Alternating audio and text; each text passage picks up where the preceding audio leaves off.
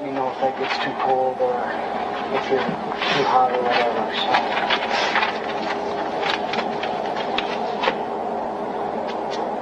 And just, like I said, if there's anything you need, just let me know and I'll try to help you out. My name's Chris, and yours is Cheyenne, right? How do you spell that? C-H-Y-A-N-E. Okay. And do you have a middle name?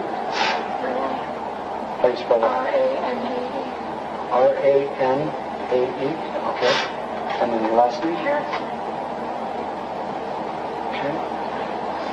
And I'm from Mason City, so a lot of the stuff that you talk about, I'm not going to have the local knowledge of. So what's your address? Don't know. Okay. Okay. Have you lived there long? A couple months. Okay. But it's here in town? We live in Alta Vista. Okay.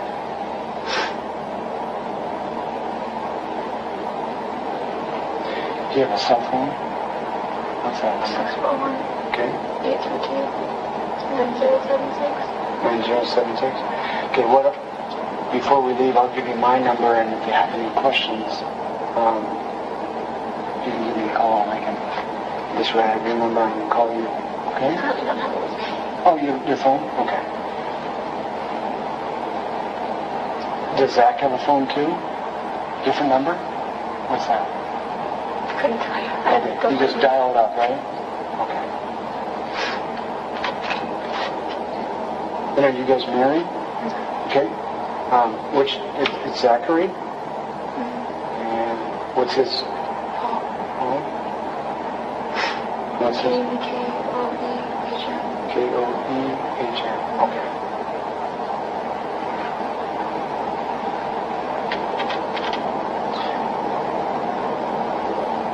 I'm very, very sorry about the circumstances that brought us together today, but I've often, learned through doing this for 27 years that the more information that we can have, the more helpful it is to figuring out what happened and everything else. And so, I wasn't there today, or, you were, and Zach were, so you guys will be able to give us the most information, the most helpful information, so that we can give it to the doctors and, try to figure out, get you guys the answers that you need. So, you lived at this place for 4 months, you say? 2 or 3. Okay.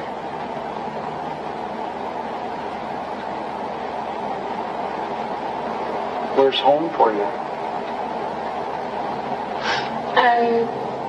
Most of my childhood was spent in Charles City, but Okay. I bounced between Mason City and New Hampton, and my most recent one was Rice School. That's where my mom still lives. Okay. Charles City, Mason City, where else?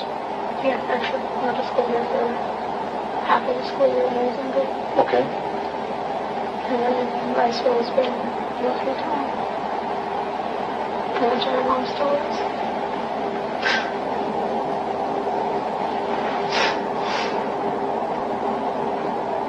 What's your mom's name? Brandy. The wine on that. B-R-A-N-D-Y. Harris? Oh, should I hope you will. Okay.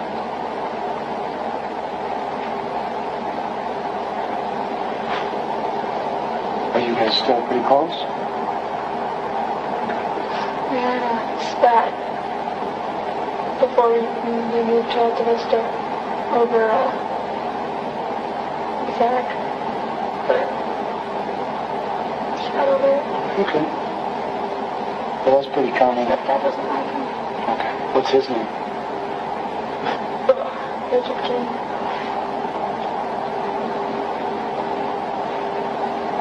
Have they been married long? Oh, they're not married. Oh, He's just more of a dad than my birth dad was. gotcha. Have they been together a long time? A year longer than me and Zach, so 4 or 5 years. You and Zach have been together 4 or 5 years? 3 or 4. Oh, great.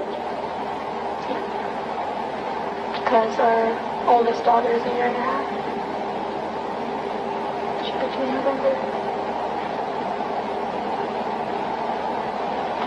So you and Zach have been together for what? You said 2 to 3 years? How did you guys meet? My mom and dad used to ride a motorcycle with him.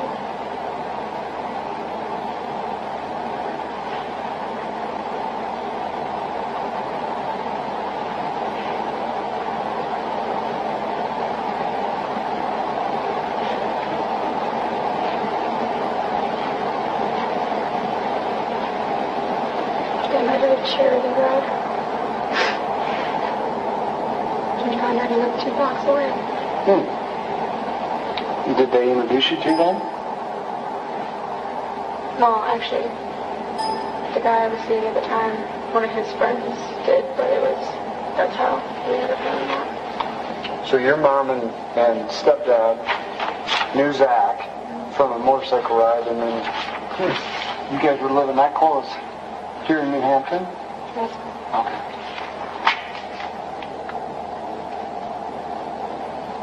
My mom called him the Mexican whose bike kept falling apart because he kept losing pieces on the ride. Does he still ride motorcycle? One of his friends was riding it and got rear-ended by a texting teenager. And we haven't had the money to fix it. Yeah. So he's just thinking about selling it to his friend. Okay. So unfortunately, no. No.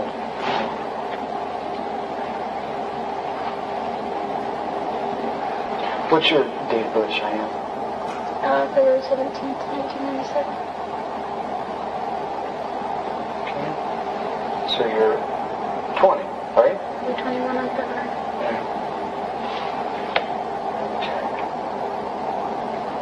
And I know you work at home because you stay at home, but do you have any other jobs in addition to that? I've been talking about getting a small part-time job for me during the day when he's home, but I don't like to bother somebody else raising my kid. Sure. Yeah. Kids.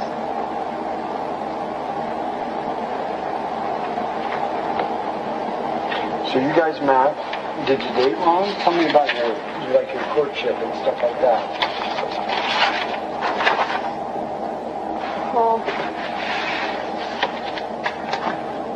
we started off keeping it quiet because I knew my mom would flip. And what actually got me was he bribed me to meet him with grilled bacon because I've never had grilled bacon before. Really? And I loved bacon. So he convinced me that when he got off work to walk down halfway between my house and his and try his amazing grilled bacon. So I did. Okay. And you've been together ever since, huh? Yeah. Were you still in high school at the time? No. I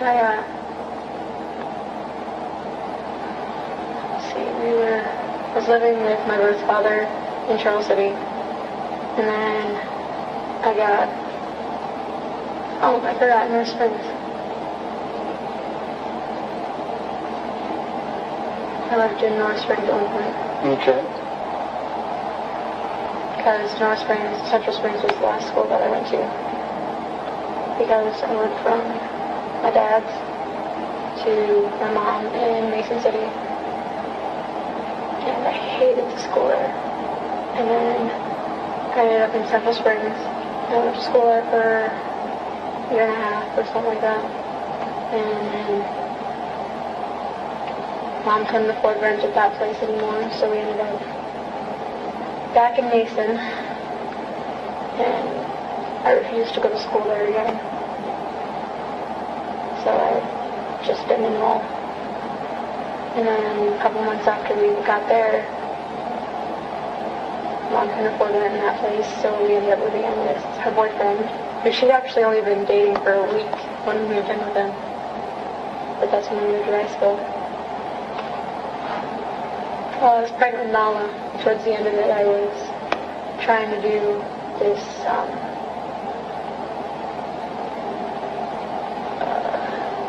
not high school, but Alti. Okay. Online Alti. Okay. But I don't know, I was always tired with Mel being pregnant. And Oh, yeah. I was constantly worrying about how I was living with my mom. Yeah.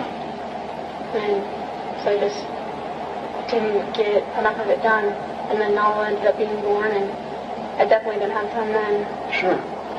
Sure. Well, so rather than just glance over this, do you know about when you left? Was Charles City, you started growing up in Charles City, okay? And then, do you remember when you left Charles City? About how old were you? No, I don't.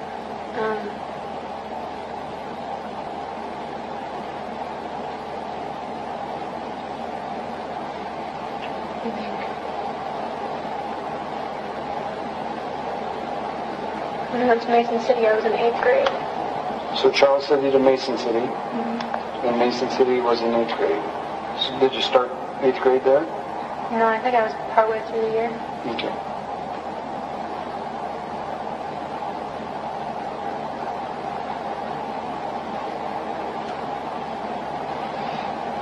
How long did you stay at Mason City then? It doesn't have to be Part of the exact. year, and then we left over summer before school started and went to Central Springs. And that's when you were living in North Springs then? Okay.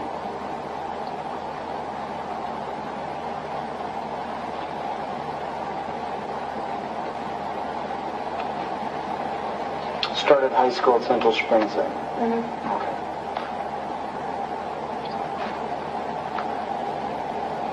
That's tough times to be moving when you're in high school. Yeah, my grades plummeted drastically.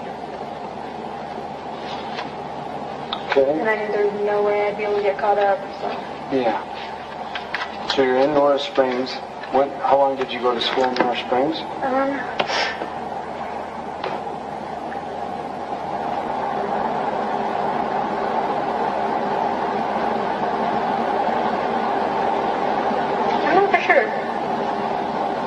It was no more than a year, but I don't think I even finished out the year.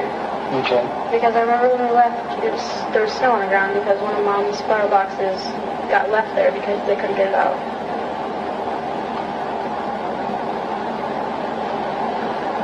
And then from North Springs, then did you go back to Mason City? And I think we were there a couple months. To Westwood. And then I lived in Montana for a short time. I lived in Louisiana for a short time. How did you get to those places?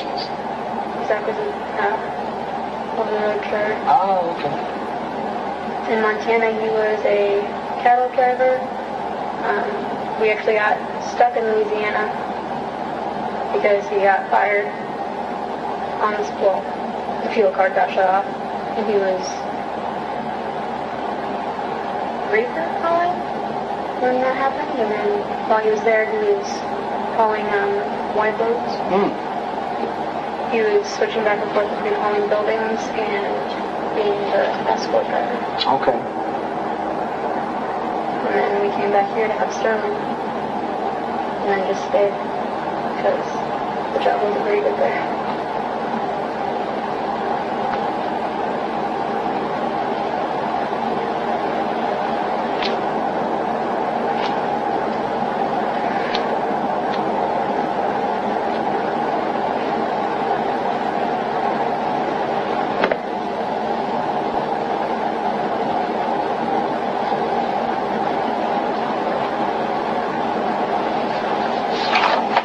So, if I got this right, so you're Charles City through 8th grade, and then Mason City for part of 8th grade. I believe so, yes. Okay. And then, I'm pretty sure it was Charles City for the first half, and then Mason City was the second half. okay. And then I'm pretty sure we moved to Central Springs during the summer. Started high school in Central Springs. Think you finished your freshman year then? Okay. I did part of freshman year.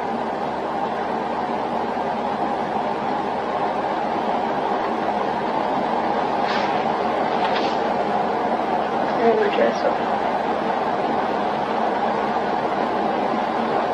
Yeah. Mason City. Yeah. Mason City for a couple months, and then your mom moved in with Richard in Riceville. Okay. Richard and his daughter. What's her name? Who? The daughter? Oh, she doesn't even live around here. Okay. So you stayed in Turned Riceville. 18 and moved to Kansas. Oh, really? Yeah, come on. You stayed in Riceville for how long? With them? I don't know. Because I lived with them for a while, and then we had Nala. And then I moved in with Zach. And then I ended up bouncing around, and we moved to Montana. And then we both ended up living in... I was pregnant in Montana. We both ended up moving in with my parents for a while because he was jobless. And then he found a job, and I ended up back at his place. And then I ended up in Louisiana for a short time. And then he came back, and I was living with my mom, and he was living with a friend and struggling as well. Wow, you've moved more than in your short life. The last couple years has been kind of... Yeah. So, okay, let me try to get all this down. So you lived with Brandy and Richard and their daughter, and then you had Nala. What's her birth date? November 8th, 2015. Okay. And then we moved in with Zach. And where did you guys live? At his place a couple blocks away. Here in town? Not Riceville. Okay. Oh, my God. Oh, okay, yeah, you told me that. All right. All right. And then from Riceville? We ended up in Montana for a short time, which was actually me staying with one of his relatives, me and Nala staying with one of his relatives, and he was on the road like a week at a time. Okay. Because I found out that I was pregnant again, and was trying to, we were actually supposed to settle down in Montana. That was our original plan. But then I ended up back home for Christmas with Nala, and we were going to go back after Christmas, but she ended up getting fired or something. It was a ridiculous fire. Like, there was a guy waiting at the spot, and he was 3 hours away from Riceville, is where he went to go get unloaded. And a guy drove 4 hours and had been waiting there for an hour to bring him to pick up his truck. And his boss was like, yeah, by the way, you're fired. And it was 2 weeks before Christmas. And so we ended up staying with my parents for a while. And then he got a job, and we ended up in Louisiana. No, me and Nala ended up staying back at the trailer for a short time, and then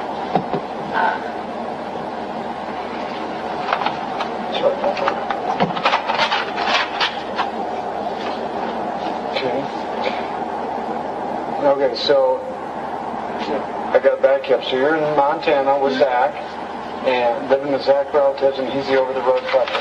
But then he had a load bringing back here, and he was fired here while you were living in... I went to my parents with Nala, and we were staying there for Christmas. And Zach was supposed to get this load home. He was going to unload, and then he was going to drive 3 hours home. And then after New Year's Eve, we were going to go back out. And I was going to go back to Montana, and we were going to end up settling in. But the guy had somebody else who had been waiting there an hour to get his truck. And the guy, his ex-boss, bought him a hotel for the day, and he had to stay in the hotel while I had my mom and Richard drive me and Nala all the way to 3 hours to get him and our 2 dogs. Did you truck with the dogs then? What kind of dogs do you have? We have a blue heeler. He's one heck of a dog. But we had a blue heeler German Shepherd mix. That was my baby. Okay. But when we ended up in Louisiana, we had the dogs. But I took a plane home with Nala to have Sterling. So the dogs couldn't come with me then. Sure. And actually Zach was supposed to get a plane closer to, came 2 months before Sterling was supposed to be due. And Zach was going to come a couple weeks before he was due. And because Nala was a week early, so we were figuring he'd be in that area. And, but I was not happy with the job that he had, because the guy was screwing us royally with money. And he knew that.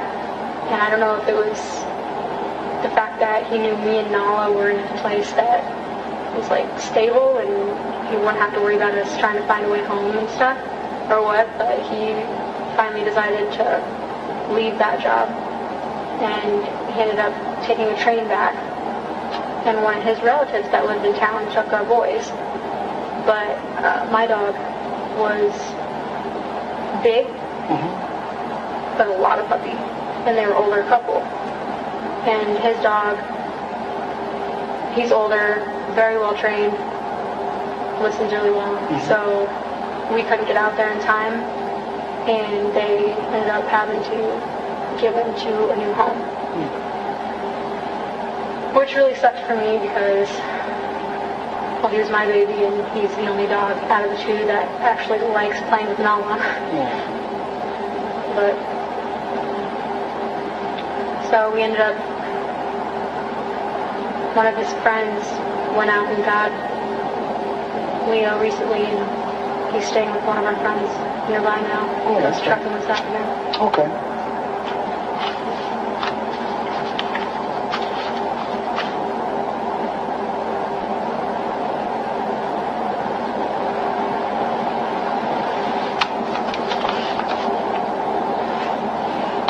And I'm sorry, because I get listening to your story, it's intriguing, and then I lose track. So, the Christmas you're staying in Riceville, getting ready for Christmas, Zach loses his job, and then you go to Louisiana? No. We ended up moving in with my parents for a while he was looking for a new job. And that's actually how Zach and my stepdad's relationship shattered and is now non-existent. Okay.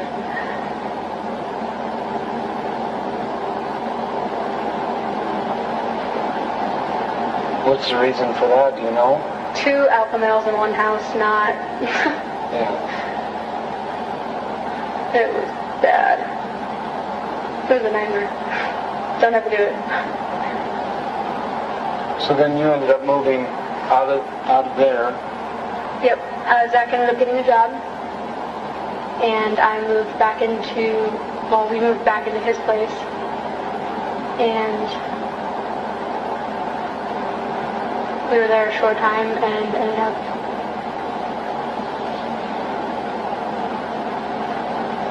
getting stuck in Louisiana.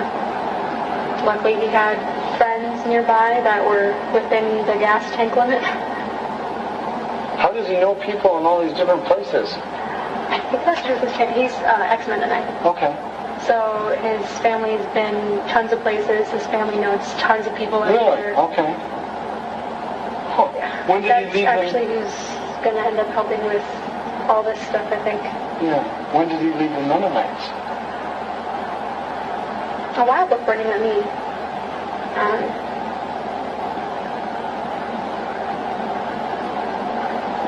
16 or 17, I think he said.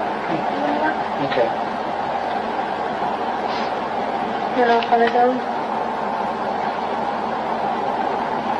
Around, when you say you went to Louisiana, around when is that? Like the calendar time? What do we...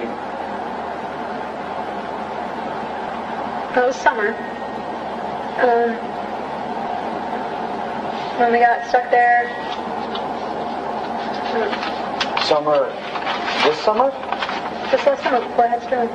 Okay, so 2016. Summer 2016, okay. When did you get pregnant with? Not the exact date you got pregnant with Sterling, but... Zach can tell you the exact date I got pregnant with Nala. Oh, wow. When was Sterling born?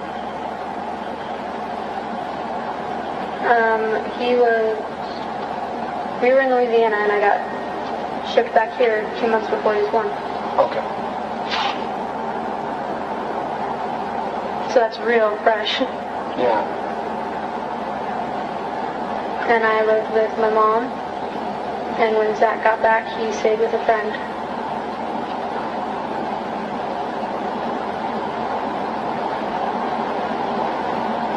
And he got this cow hauling job, or not cow hauling, chicken hauling job, and we moved here, well not here, Alta Vista. Sterling was born when? May 1st.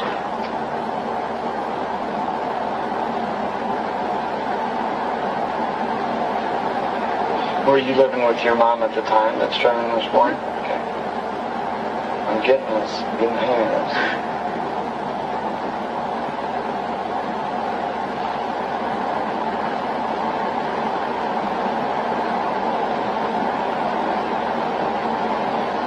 That's probably kind of hard being separated from Zach.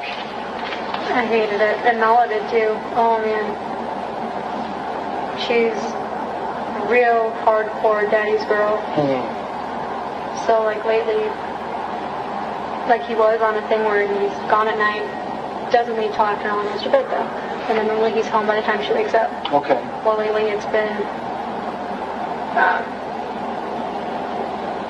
like the last 2 nights he went to work earlier. So she tried putting himself to bed after he went to work. Oh man.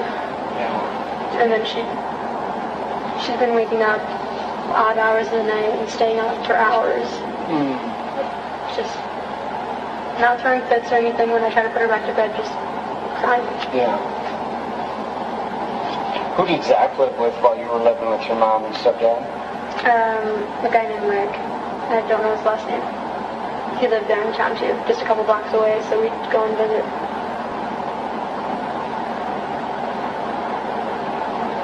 That's actually where I had Sterling. Really? In his bathtub. Poor guy.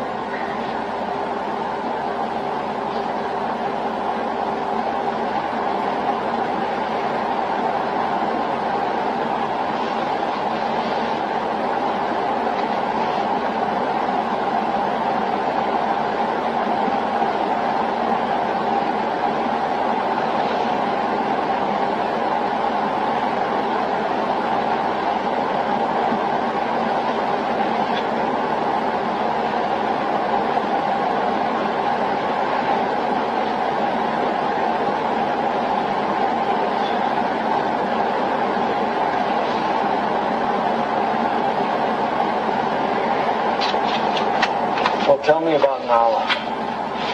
She is, what, be 2 years old in November? Mm-hmm.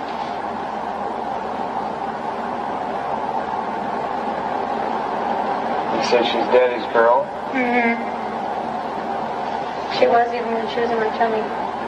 There was this one time we were sitting on the couch and like it was just a little love seat, but it was like I basically just grew in my tummy those pregnancies. And he was sitting on this side and he got up to get something. And he sat back down on this side.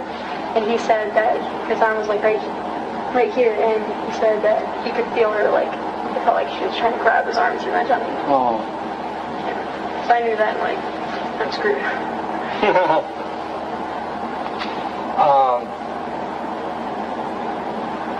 Where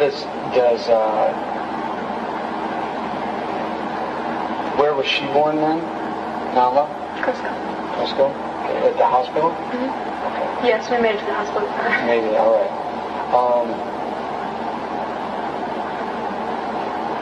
Any allergies or medical issues, anything that... Not as far as they've seen so far. She had to be switched to sensitive formula when she was first born. But my mom said that that's that me and my little brother were the same way. What was the symptoms that you knew that had to go to the sensitive formula? She wasn't able to like keep it down really, and like she'd keep it down. She wouldn't like throw it up every time, but like spit ups were more than normal, I guess. Okay. And I talked to the doctor about it, and he switched us because my mom was. She had an idea that that's what it was, so we tried the sensitive formula before. I talked to the doctor about it, and it stopped, so we had him write a thing so that Rick could cover it. Okay.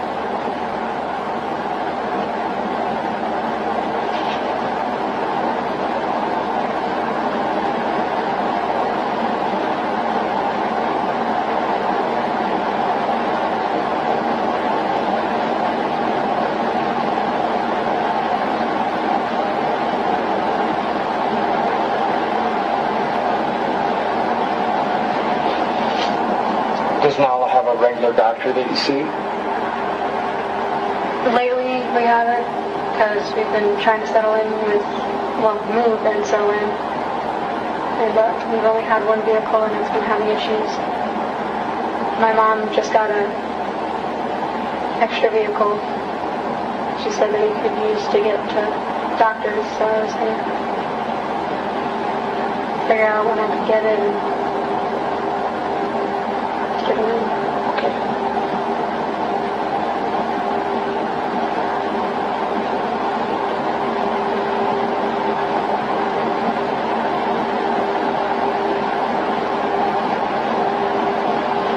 But after I delivered Nala and Cresco, I kind of stuck with them.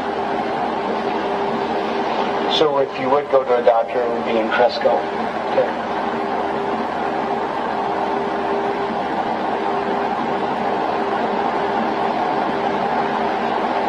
So other than the sensitive formula, no medications or anything like that? Mm-hmm. Okay. Not aside from Tylenol when she has teeth coming in. Sure.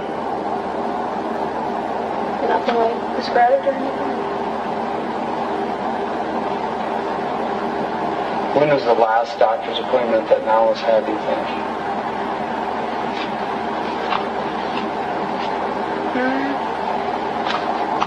I don't know if she can actually put it on the books or anything, but when we were in there for Sterling, we kind of checked it over. She got weighed and stuff. And then for Wick, she did too. And her, I think they checked her iron.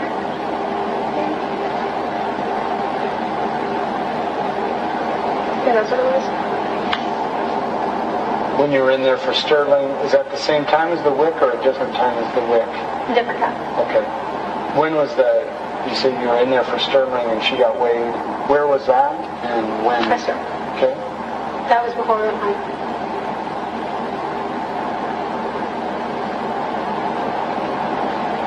After you just delivered that? Like A week. Okay. We stayed there for a week because Sterling got antibiotics. We ended up getting transferred to Mason City, and I got 2 bags of blood, and he got antibiotics. Okay. And then they transferred you back from Mason City to Cresco? No. So you were in Cresco. The night I had Sterling, we both got transferred to Mason City that night. Who weighed you, or who weighed Nala and checked her over Mason City or Cresco? Cresco. He didn't weigh her, he just checked her over. Wick is what weighed her. Okay. Weighed her and I don't know if they got a height, but I think they tried. No, because they measured her on the thing still. Because they had to hold her straight. She didn't want to lay down. And everything was good then, back in May. Okay. And then when was the Wick appointment, do you think? I'm pretty sure it was the same month. Okay. No. Yeah.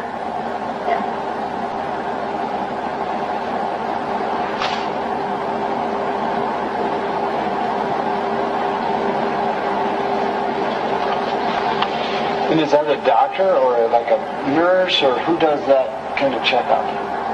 I'm not sure what they're...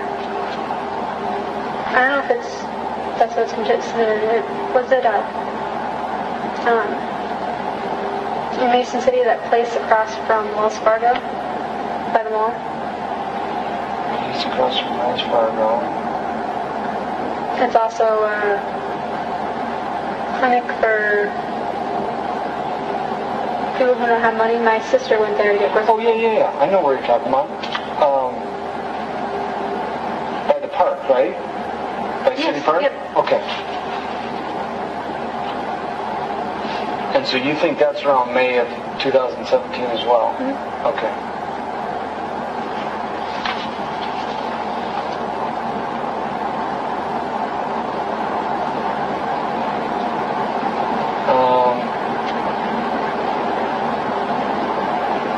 Any medical issues or anything that you've noticed since that checkup in May with Nala? Mm-hmm. Okay. We had like a week where I was concerned about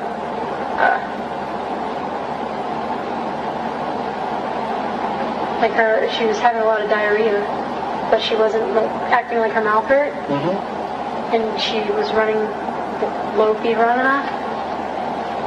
But then she ended up having 2 teeth that started showing. Oh, sure. So luckily I've been lucky, and she's had like 2s come in. And the reason it was a week that time was because it was a set of her back ones came in. She has another set coming in. Not near as bad as last time. Yeah. How does she handle it? Pretty good? She's more fussy than normal. Okay. But when it's really bugging her, she lets you know and goes like this. Oh, wow. Smart kid. She is. She's really smart.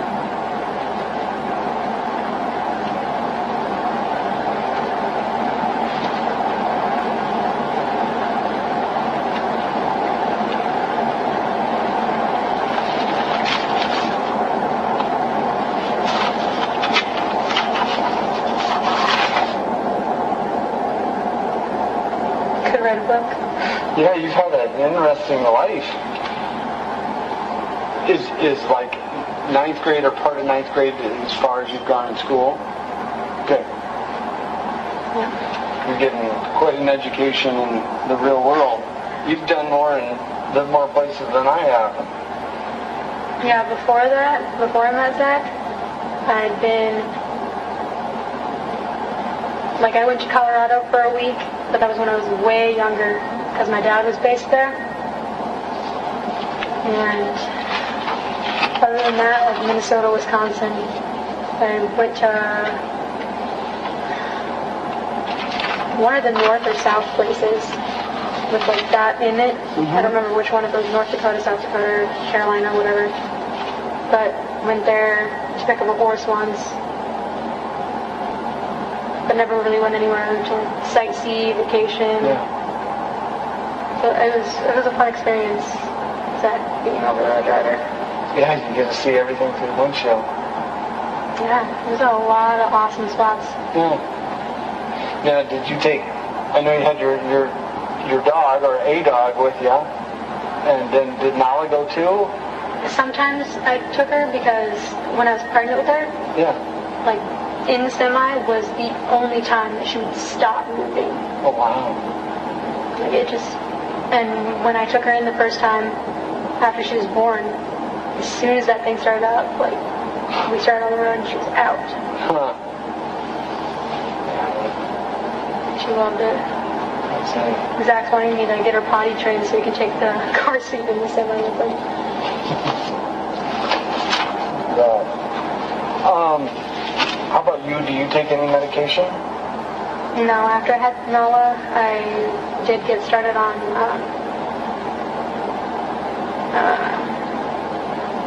antidepressants for like a week, but I was constantly like nauseous, and a couple times I threw up, so I stopped taking them. Okay. They're making me feel worse than better, so.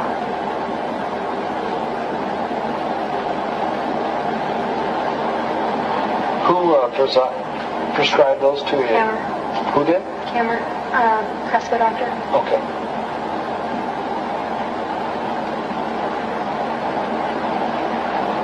Camera? Camera. K-A-M-M-E-R is what the other guy wrote it down as. Okay.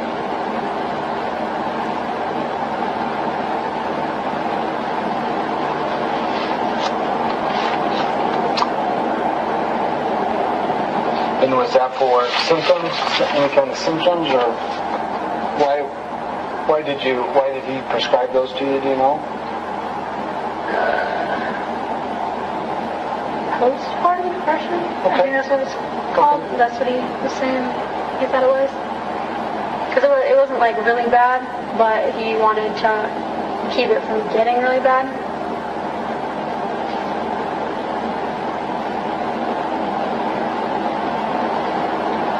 Because they use antidepressants to treat a number of different things, like headaches and sleep. Yeah, I mean different things. So I didn't know.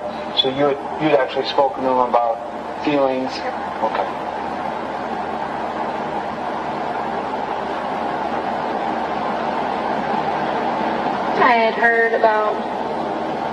I'd heard stories before I had her about like things that happened with that, and I was pretty sure that it was just because I was on an odd schedule with her, but I felt like I was sleeping more than I should be, so I just brought it up as precaution.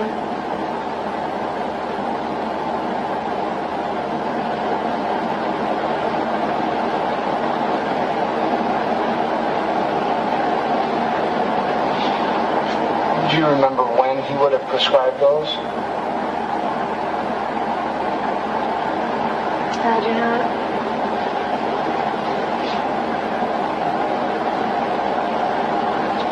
After May, it would have been after the birth. No. No. After November 2015. After I had Oh, okay. Oh, you said now. That's right.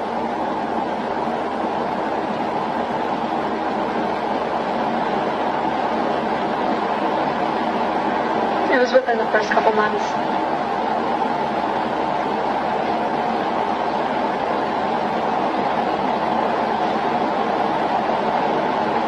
Okay. And so then, you didn't like the way they made you feel. You got off them, and then did you still feel like you were sleeping more than you should, or? Yeah, like after I got off of them, like they weren't helping. They were just making me nauseous. Okay. But I started trying to come up with like things to do during the day, make plans with people the day before, so that way I had a reason to get out of bed aside from just feeding and burping and changing knowledge. Yeah. Because I mean, if she's sleeping, what's the point in me being up? That was my problem. Because my parents were at work and Richard's daughter was at school and Zach was on the road, so I wouldn't really have the oomph to get out of bed, aside from taking care of Noah. So you kind of just... When Noah was up, I was up. Yeah. If she wasn't, I wasn't. Yeah. That's okay, because that's... I was on her schedule, but it just made me feel kind of crappy. I was oversleeping. Yeah. So really no medication since then? No.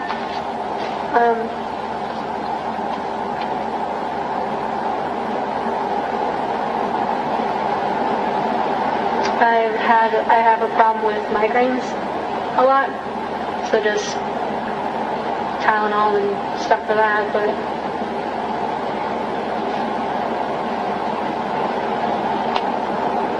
Well, sometimes those migraines are bad enough. Tylenol doesn't even touch them, do you? yep, I got hit by a car, like I was going across the street, and the car mirror hit me when I was 4. Ooh. And it messed up, like you can feel where the spine's all janked up, and I'm pretty sure I'm supposed to be going to the chiropractor for it. I think we just stopped because we didn't have the money for it. Mhm. But I've been meaning to get in and see if they can do anything to readjust it or whatever. If I can start up chiropractor stuff again, see if that helps. But Are there good chiropractors around that you know of that you could go to? I was just going to try and go to whatever one I was going to when I was younger. Yeah. I think there's one in Charles City. That's the one I was going to. Plus, I'm actually supposed to have glasses. That would probably help too. Sure. What are you having? Far away or close up? Like that, please use hand whatever, Uh-huh. is like a little blurry. Okay. Like the second one, I can't really read at all. Yeah, yours is just the opposite of mine. Mine's close up stuff now. I'm getting old enough that it's just close up.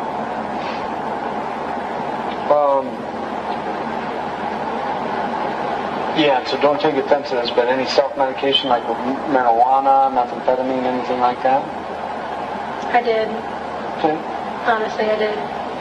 Before I met Zach, I was really, really hard into pot. Okay.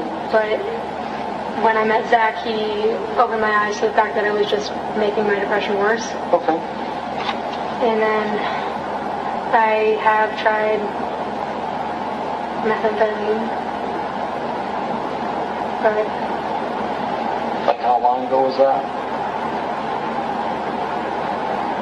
really not that long ago. Within the time that I've had Sterling. Okay. Okay. Is there any meth at the house? No. How did you try it? I smoked it. Give me a ballpark of the last time that you would have smoked meth. It hasn't been in the house. Oh, no, I'm not saying that for... No, I mean, since we moved to... Okay, so like... That's part of the reason we got away from high school, was because we knew too many people. Okay. And when we came here, we cut pretty much all ties except for his family. And mine, obviously.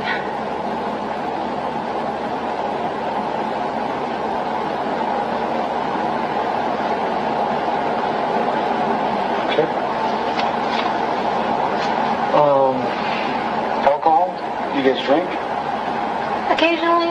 Okay. He actually used to be an alcoholic, Okay. so we try to keep it limited as much as possible. Okay. The 9 months I was pregnant with Nala is when he started truck driving, and that's the same time he started sobering up. Okay. He started truck driving, and the only time he drank was like when we came back for Christmas and he wasn't working for a while. He drank with the parents because my parents kind of drink a lot.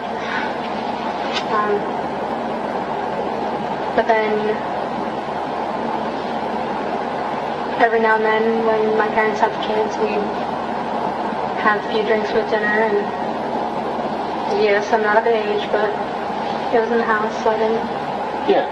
No, that's fine. About how long has it been since you marijuana?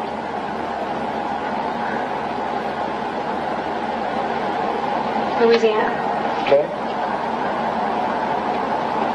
We tried it with one of his friends because he hadn't actually, I don't think he'd actually tried it ever. Okay. And is it ballpark that year, month and year on that? Louisiana? Yeah. Oh goodness. That's after Nala was born, right? Mm-hmm. Okay.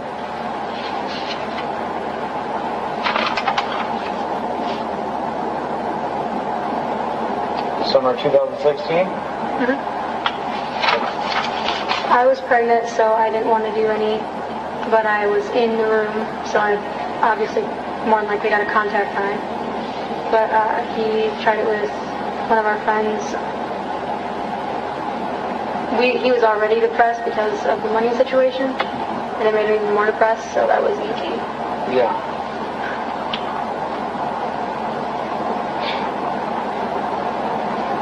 And you would be pregnant with Sterling, right, at that time? Yep. Okay. And then last time you used alcohol, roughly?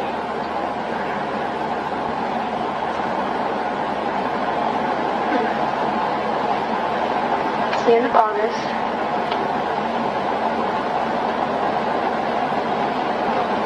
think the last time we had a drink was a month and a half ago, maybe. Okay.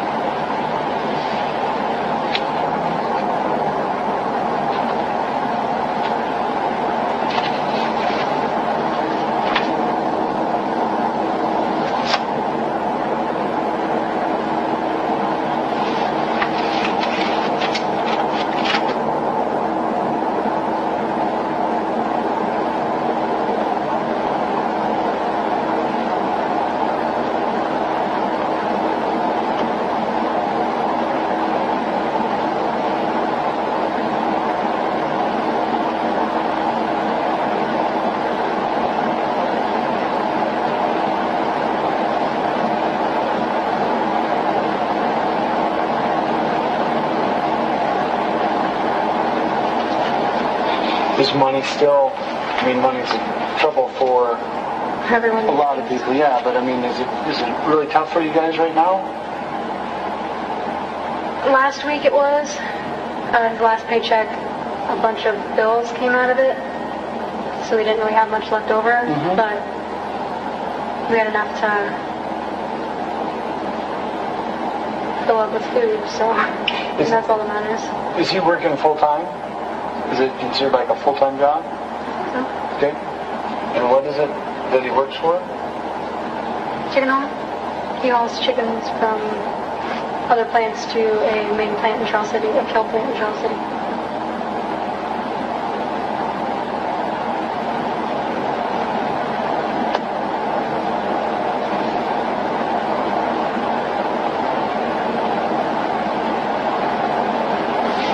What time does he usually go to work then?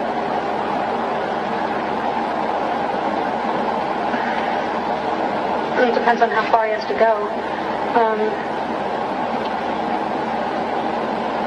He almost always leaves in the evening. And then for a while he was having to drive 4 hours to a place and 4 hours back. He'd leave in the evening around dinner time and he wouldn't get back till like afternoon the next day. That sucked. But normally it's evening or nightish, and he's normally back early morning.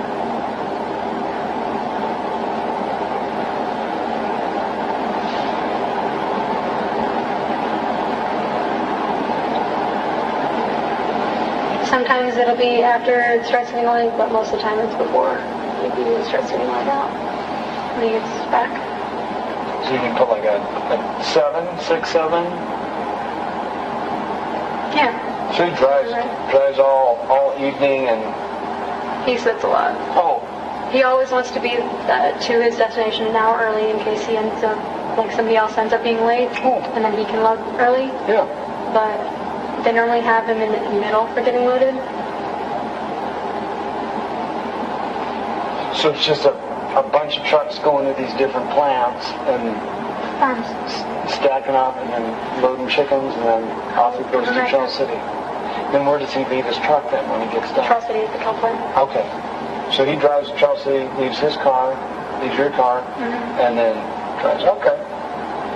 That's why doctor's appointment's been difficult. Sure. With one vehicle. Yeah. Who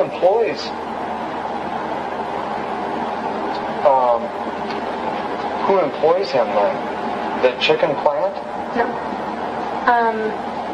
Nugent Nugget, I think is the name of the company.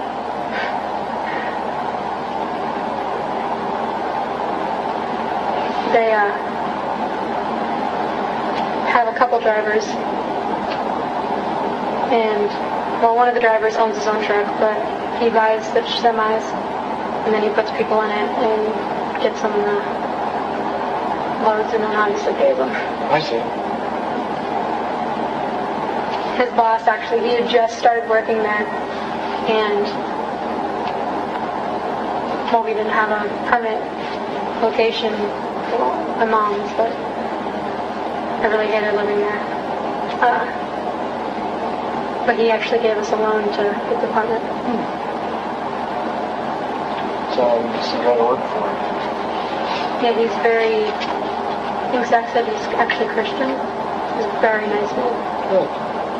Good. About in the end, so again, if I have something too personal to say, none of your business, but I mean, like, how much does Zach make? Does he get paid weekly? Every 2 weeks. Okay. So, like, roughly how much would he make? I'm pretty sure the biggest check he had was 900 something. Okay. Which, for us, is extremely well. Yeah. We've had, his last couple jobs have been very unstable, unreliable. Oh man, I hated it so bad. But this guy's a check every time. You can expect about the same amount every check. You can expect it about the same time. I think a lot of times those independent guys really get taken advantage of. You know, and they're pushed to buy more and sleep less, and then if they get caught doing that, then the fines and stuff take care of any kind of profit they would make. Luckily with this, it's like before, it was okay that he wasn't home a lot because Nala, she was too young to understand, you know, he was leaving or whatever, but then it started affecting his sleep. And, well, I didn't like the fact that I wasn't going to ride in the semi every single week with him and Nala and the 2 dogs. It was fun every now and then, but it was a nightmare longer than a couple days. Oh, yeah. And it breaks up your routine, too. You can't establish any kind of home routine. Well, yeah, and it was hard for him to keep driving because in the semi, Nala would get tired, so she'd sleep. And whenever Nala slept, like, I reflexively got tired, and, like, my brain's like, oh, you need to be sleeping, too. So I'd end up falling asleep, and then he'd get tired. So it was bad all the way around. So I finally convinced him to try a stable home every day or night job. And he liked driving at night before better because there was less cars. I'm like, okay, that's fine. You know. And so far it's been going pretty good. Every now and then he'll have, like the other day, well, a couple days ago, one of the tires went out on the car. So when he got home from work, he ended up taking it to a friend's place, napping there while his relative changed out the tires. And this next check will pay him for it, but then by the time he got home, he only had enough time to shower and eat, and he had to go back to work. But that's not all the time, but I was pretty grouchy. Is there any kind of health insurance or anything that's attached to his work? Do you guys have health insurance? Sure. I have Title 19, and so does Nala, and Sterling did as well.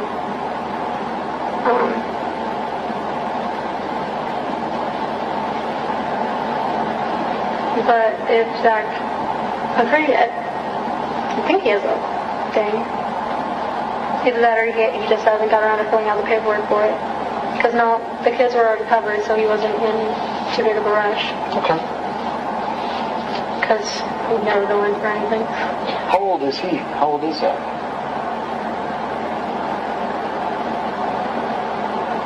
27, I think? 26 or 27? Still young and healthy.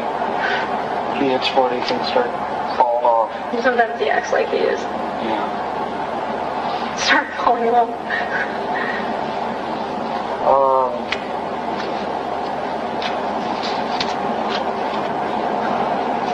What kind of car do you guys have? A Buick. Do you know what year? No. I knew when I was over here a while back to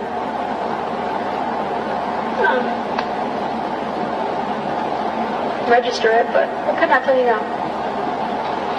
Two-door or four-door? 4-door. It's an older one. Park Avenue, LaSabre, There's a C. Lucerne? No, C. At the beginning, I think.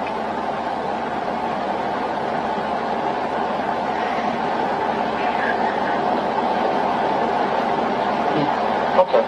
I didn't do the deal. It was put under my name, so that way, I don't know, costless, I guess? Because I only had one, I had a speeding ticket that was paid for within like the month that it was supposed to be a while back. Sure. Okay.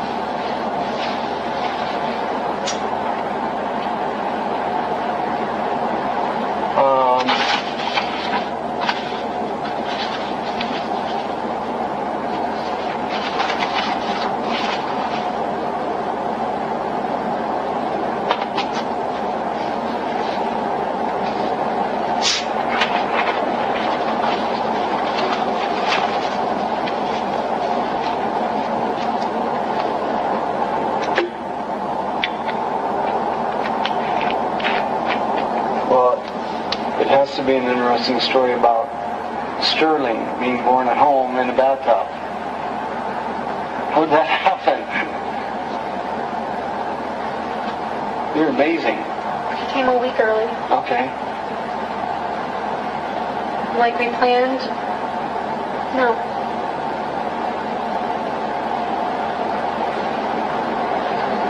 Like one of the first.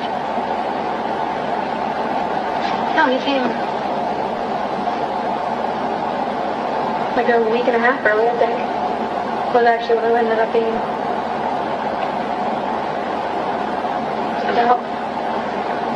So I wasn't, like, we were planning on him being a week early. Okay, yeah, that's fine.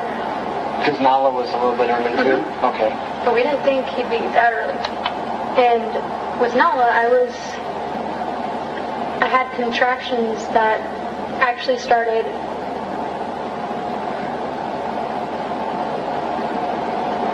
on a Friday, I think? Yeah, because my mom got home from work, and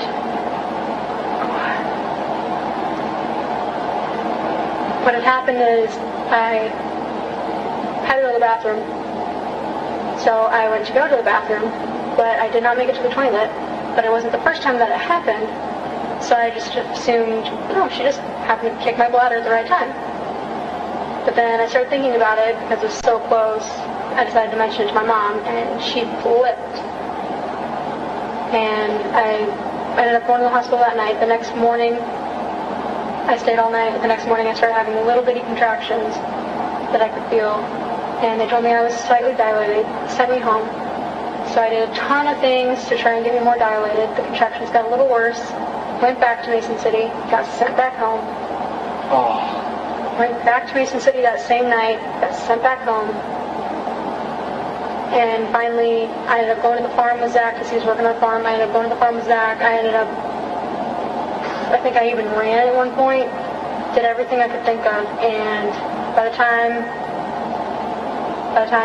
it became evening, I was having to sit down every time I had a contraction.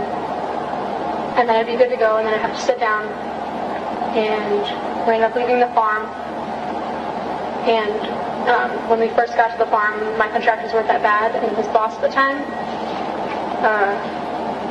came by to, I don't even know, he was checking on the semi or something because Zach was, like, the guy owned the semi, but Zach was driving it. And we were working on it. And he stopped by to check on the semi. And he told us about how his wife, they went to Presto, and at 5 centimeters dilated, they induced her labor. Well, Mason City sent me home 5 centimeters dilated. So I was ticked off. Wow. I'm like, okay, well, if we go in, we're going in an ambulance. No, with the police escort, because he, with his previous one, he said that he called in a police escort, and they sped the entire way to the hospital. But I told him we'd call in a police escort, and I'm not going to Mason City. He'll probably send me home again. But I refused to go in until like last minute. And we got home, we got to my parents at dinner time. And my mom was like, here, you gotta eat something. You need to eat something before you go in. Zach started scarfing it down. Every other bite, I had to freeze and lean against the wall. That was with me sitting. And finally, Mom's like, you guys gotta go, you gotta go. Takes my plate, takes Zach's plate. I'm like, I don't have a bag. I end up upstairs laying on my bed while Zach tries packing a bag. The dog we had, the blue dealer, had never had an accident the entire time I'd known him. Liquid shits in my fucking closet. Because he was so nervous. I'm like, oh goodness. Because they sense, dogs sense when things are... He started pacing. Yeah. And like he wasn't around when stuff went down with Sterling, so I had no idea whatsoever. But so like I had that, and even when I got to the hospital, I got an epidural, and it was still like 4 hours later before I finally had her. So when in Mason City? No, Presto. You didn't want to go back to Mason City? No. Wow. I dreaded going there after having Sterling.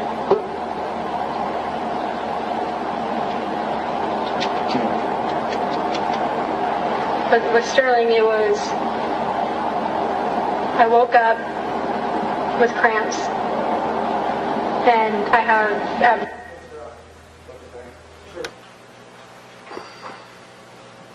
so I just figured, oh, I'm a little backed up. Okay. Spend all day trying to go to the fucking bathroom. Cramps got worse and worse and worse.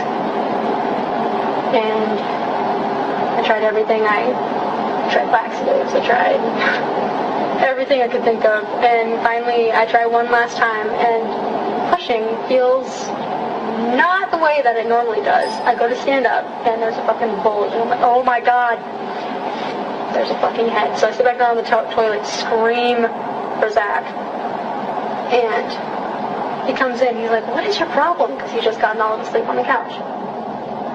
And I'm like, look between my legs, I'll tell you the freaking problem. He walks back out. I started bawling, thinking I'm going to have this kid in this toilet. And he comes back in all calm and composed and starts filling up the bathtub with warm water and gets me in the bathtub. Yeah, and then all I could think of was, I need mom. She'd know what to do. Yeah. So I screamed at him to call mom, and he gets mom on the phone, and she starts screaming at him to call the ambulance. And I'm like, an ambulance isn't going to help. It's going to be out by then. And how I saw it was I actually had two heads before his body came out, because there was a huge ball of water that came out that hurt more than his actual head did. Wow. And yeah, Zach walked out to call the ambulance, and the ball of water came out while he was in there, and the rest of him came out but before he came back in, and he comes back in, and he was just laying, like, he came out in the water, and he just, eyes popped open, and he was just staring at me. Oh. And Zach threw towels on my chest, and we wrapped him up, and we waited for the ambulance. Yeah. Did the ambulance then cut the umbilical cord and stuff? Yeah. Oh, wow. Zach got to cut all of his, but it was understandable why. That guy's house we were actually at, he had, by the time the ambulance got there, he had clamps and was heating a pair of scissors on the stove. Really? Did he know what to do? Yeah. I had no idea. This guy, starting at 18, he had over a dozen strokes that enabled him, and he had to completely reteach himself to walk, talk, everything. And people think he's just this idiot, but he's not stupid. No, it doesn't sound like it. Well, that is a story in itself. Huh.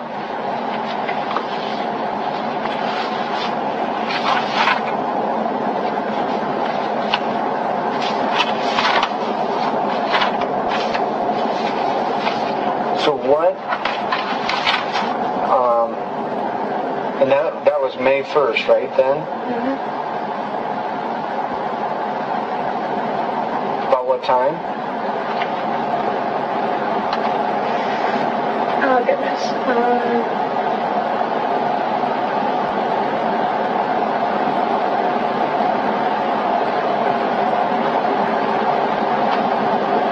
You know, I kind of feel like a bad person for saying this, but I could not tell you. Zach could. I had no idea. I lost so much blood in the bathtub, and then in the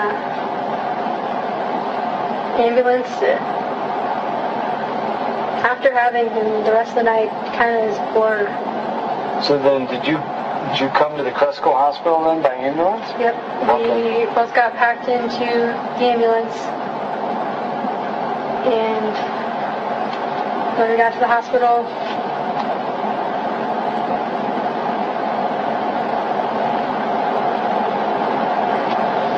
he wasn't in the ambulance with me. After they cut his umbilical cord, they started freaking out about me because the bathtub had actually been drained once already because I got cold. So Zach let some of the water out and refilled it. So they didn't actually know how much blood I'd lost. Sure. And I already had low iron. I've always had low iron problems. I don't remember if Zach took him to the hospital or he went in a separate ambulance. But we both ended up there, and we ended up in the same room eventually. And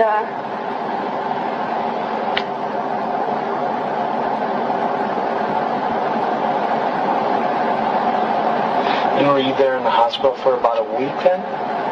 well, we actually were transferred to Mason City that night. I had him in the afternoon, I believe. Because when we got to the hospital, he was transferred to Mason City in one ambulance, in this little box thing. It wasn't actually a box. Well, I guess it kind of was. It was clear. I can't remember what the room was, but they had a bunch of monitors on it and stuff. And Okay.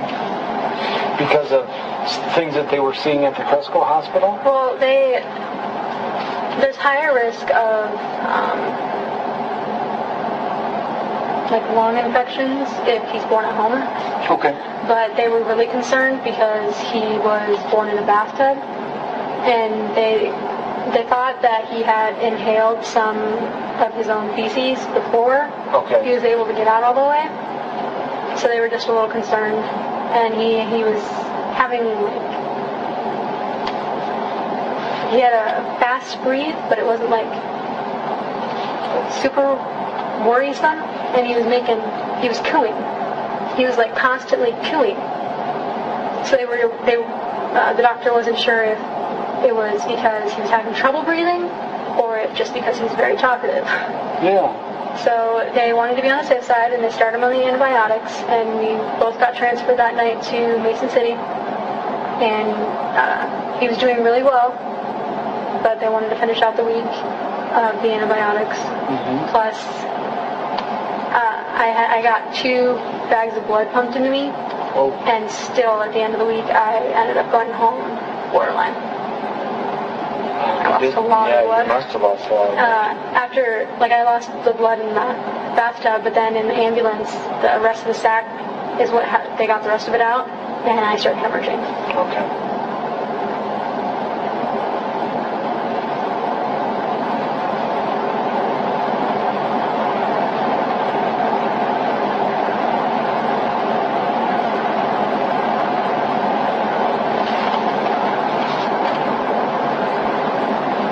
I'm surprised they don't have you on an iron supplement or something to boost that. Normally what I do is I eat chicken livers, but not living with my mom. I haven't really done it. Yeah. But I was living with my mom when I was in Louisiana I was gone, not with my mom for most of the pregnancy, so I couldn't, hey Mom, I need livers.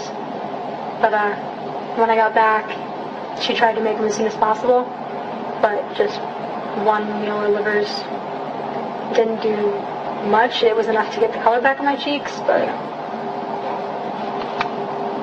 Well, so after I've been trying to get on the iron pills. Yeah. When you returned home then from the Mason City Hospital, did you come back to Riceville to yours and Zach's house? No. Tell me about that. Where did you go? I went to Mom's, Okay. and Zach went back to his friends.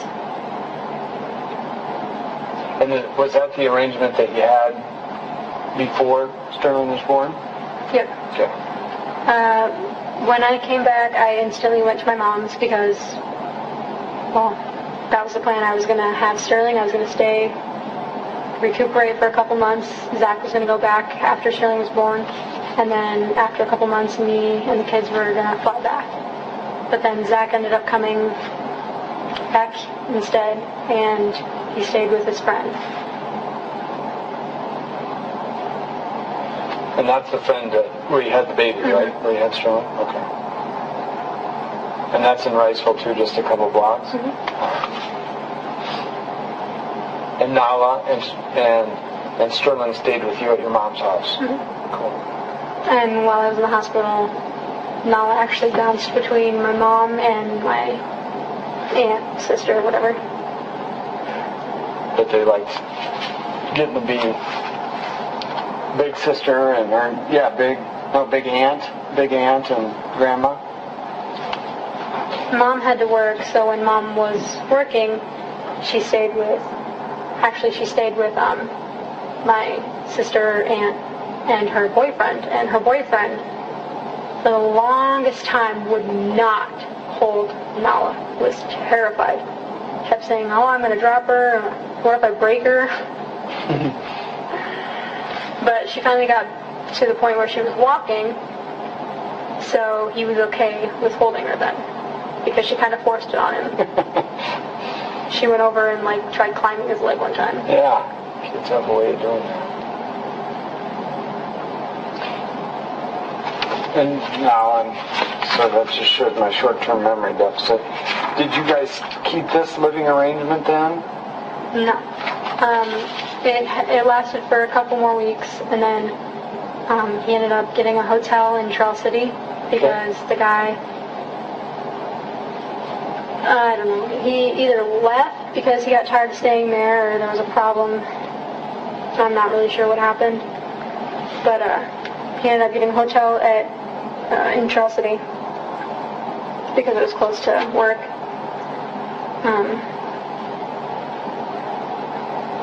But then it got so expensive. A couple nights me and the kids stayed there with him. But it got so expensive. I mean, it was $50 a night. Yeah. And he didn't know how long he was going to be there because he was trying to get a loan from his boss because one of his co-workers, who's a real Mexican and is, when we first met him, he told us that he'll teach us and the kids how to speak Spanish because Zach doesn't know how. I'm like, that'd be cool, now getting to know some of our heritage or whatever. And,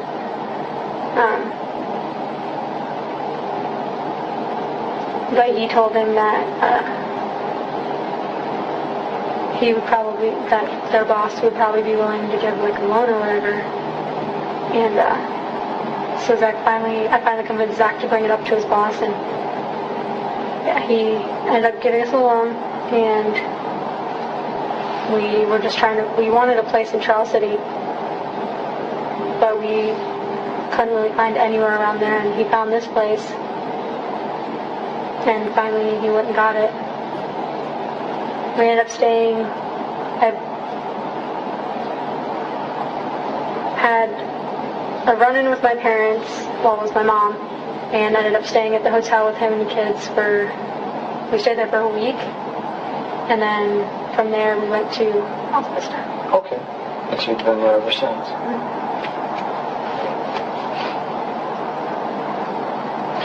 Are things all patched up with you and your mom?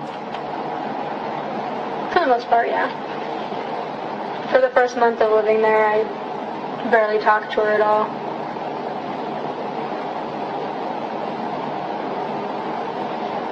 But it was so weird because I'd gone from like every day talking to her, or every other day talking to her on the phone, or calling her so Nala can talk to her. So it was just weird not talking to her. And finally when I got a hold of her to take the kids one weekend because I needed a break. And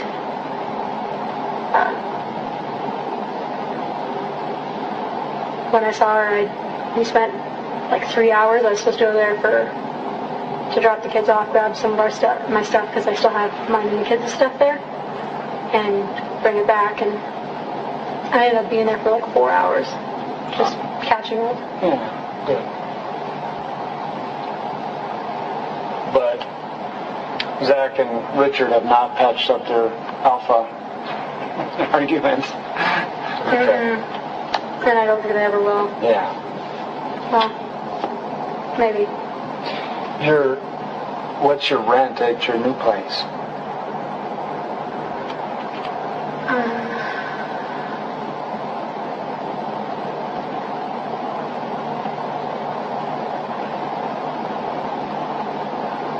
$3 something? Okay. I think it's, I don't know. We this last month it's supposed to be $370, but we bought 2 beds from her.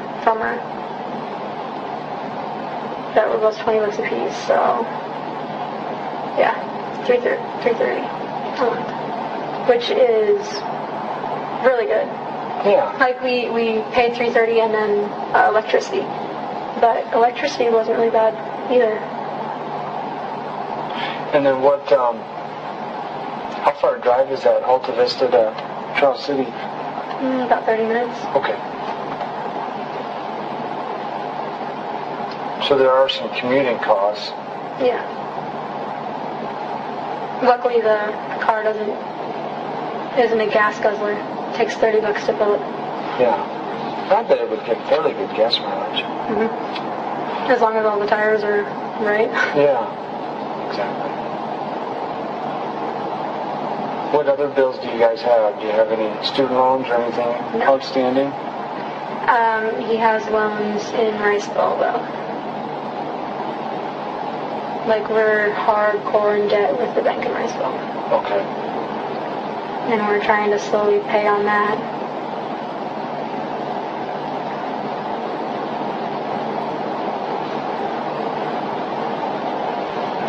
And how much are those loans, do you know? I used to know. Does he do the finances, or do you?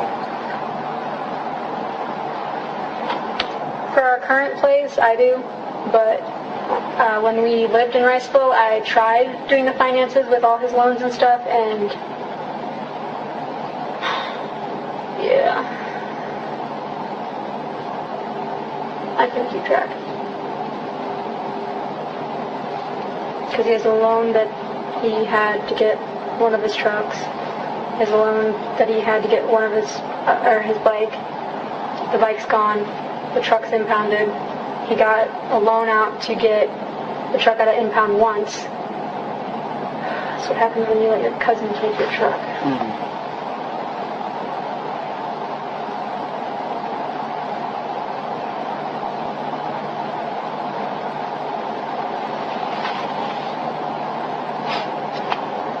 Rent, community costs, the loans from Riceville. Anything else?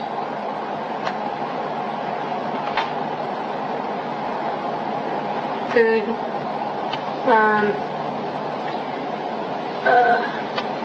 diapers, wipes, formula, milk, stuff like that. Where do you do your shopping then? I try to do it at Walmart as much as possible. Or like Charles City? Or Fairway. Charles City doesn't have a Walmart. Charles City has a Fairway. If I have to go to Charles City, I go to Fairway. Okay. But otherwise, I try to go to Walmart as much as possible. In Mason City then? Is it in Mason City? Oh, or Waverly. He says Waverly's closer. Okay.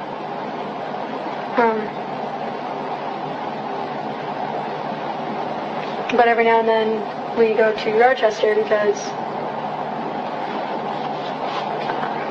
at the place we had in Riceville, up until like a month ago, we still owned it.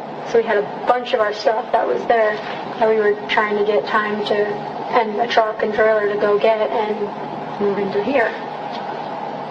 So we had 3 dressers, a big TV, 3 couches, a bunch of coffee tables, 2 dining room tables, this big black chest that was supposed to be for Nala's stuff, or Nala's toys, 2 vanities, an antique bed,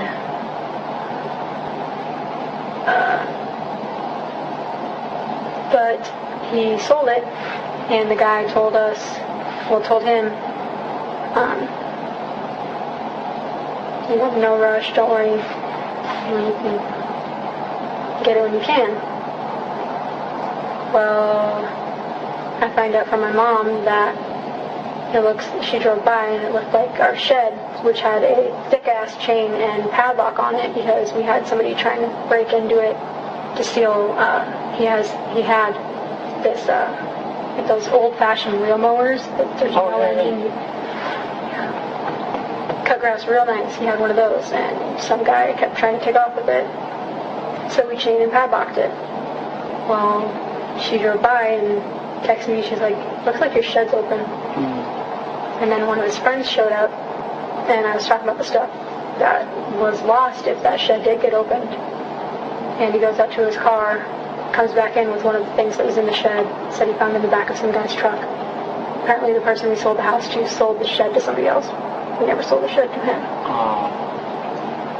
And so Zach got a hold of him, and he's like, "Tomorrow I'm coming by to pick up the shed and the stuff in the house." And he gets a text back saying, "Day late and $1 short, half the shit's been burned." So we lost everything that was in there.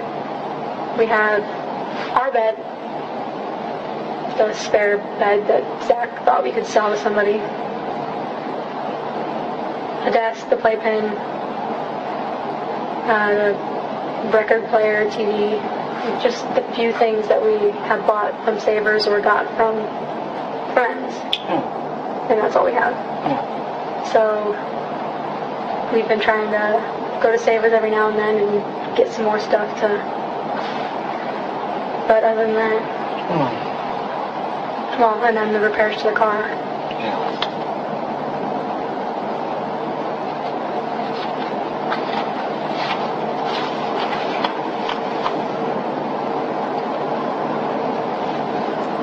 We talked about Nala's health. How about Sterling? Tell me about Sterling's health.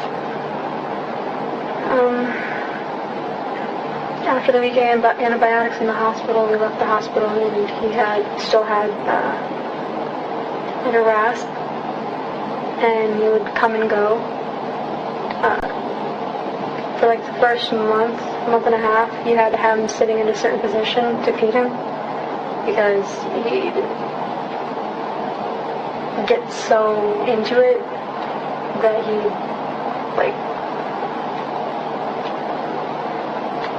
it was almost like he was trying to take in more than he could at once. Okay. My mom said that my little brother used to do the same thing. But,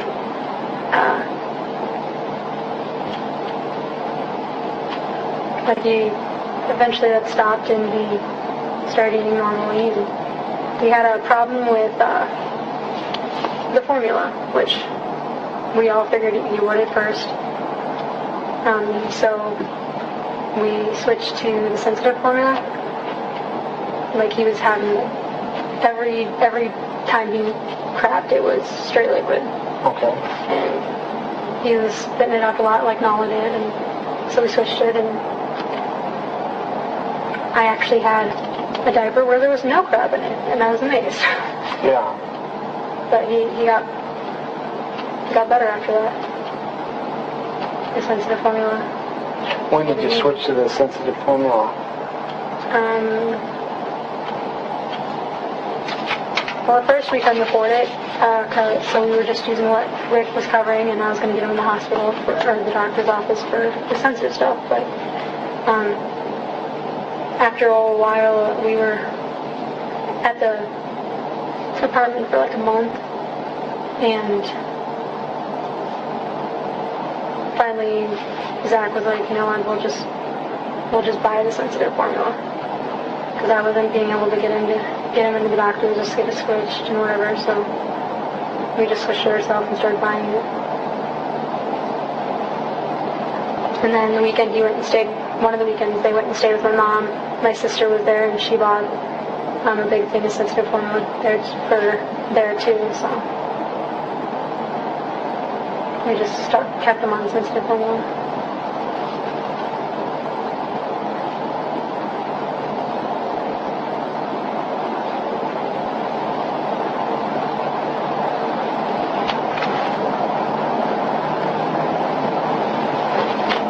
So tell me, like, the regular,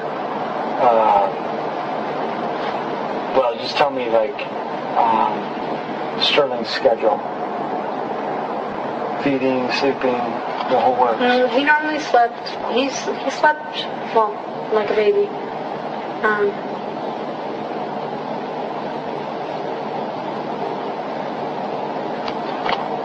He normally was able to sleep through the night with no problem. Okay. Especially after we switched the sensitive formula.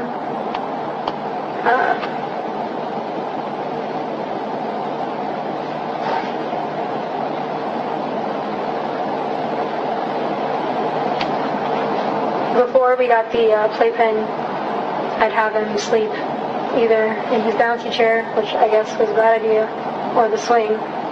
But I did the same thing with Nala when I was living at my mom's. And every now and then I'd have her sleep next to me on the bed, but most of the time it was in the swing.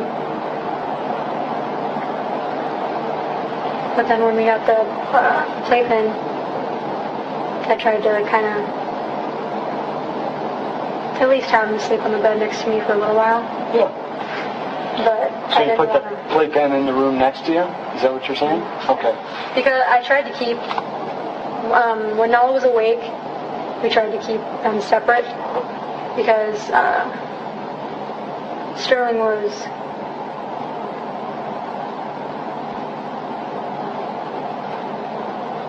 I think my mom had him. Maybe he was with a neighbor, I'm not for sure. He was with somebody else messing around for a little while, and I had just Nala, and I was trying to set things up in the apartment, and his swing was in the kitchen. And I was unpacking stuff, so I was in and out of the kitchen, and I knew Nala was in there, just pushing it, no problem, and I heard a crash. And I go in there, and she knocked the swing over. Ooh. So whenever he was sleeping and she was awake, I kept them separate, so that way we didn't have to worry about that. And there were times when we were living at Mom's still, that she'd like throw toys in his direction. She did not like him. She's a very jealous little girl. She'll throw things at me if I'm hugging Dad and she's not getting any attention. Yeah, it's bad.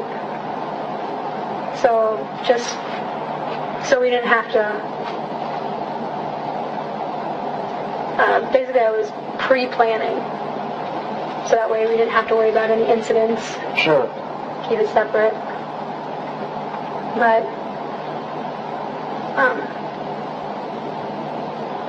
I did get her to the point where she was starting to give him hugs, and she knew baby and Nala were different. There was a baby. I tried getting her to start saying baby brother, but she was mostly saying baby.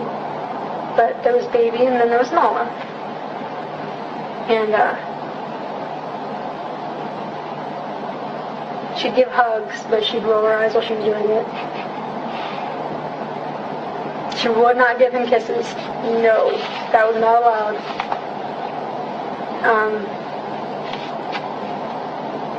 Normally he'd eat 4 ounces. Well, after however long of eating just 4 ounces, he'd eat 4 ounces, and then you'd be able to burp him, and then he'd eat 4 more ounces and crash.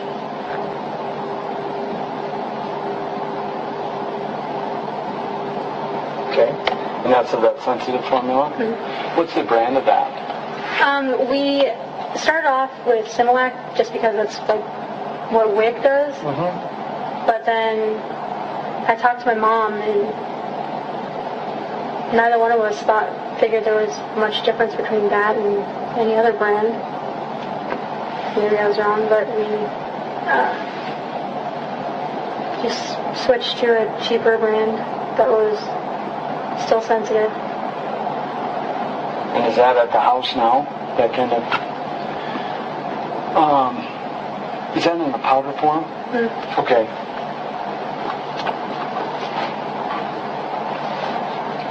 Where do you keep that? There's a cabinet above the sink. That's where I keep all the baby stuff.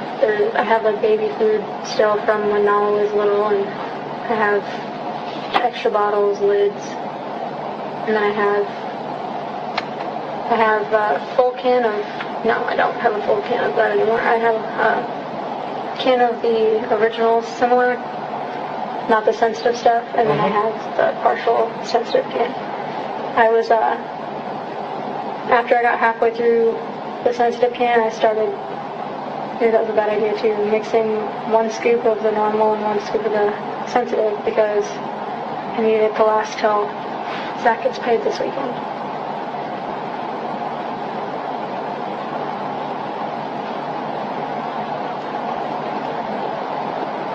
But he didn't seem to have any Ill effects with the mixing.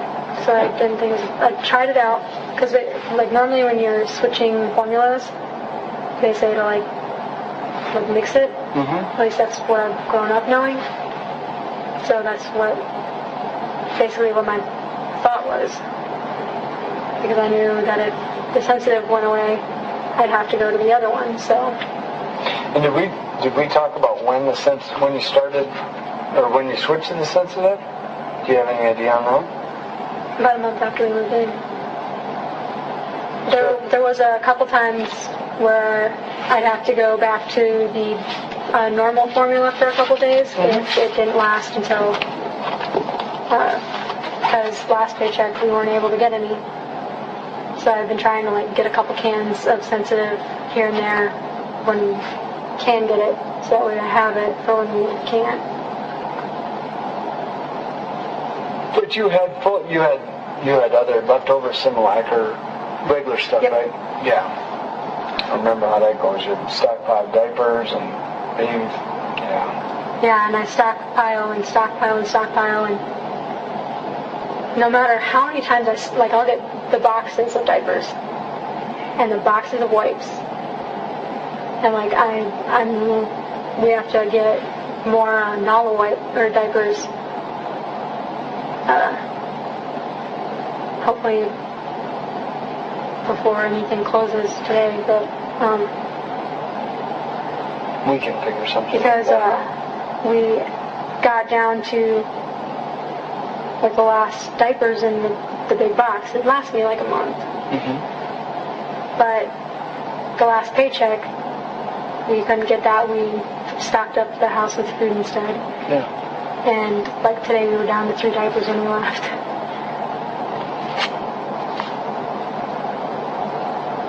How many feedings would Sterling have a day? Some days more than others. But normally it would be 3 or 4 of the 8-ounce things. Okay.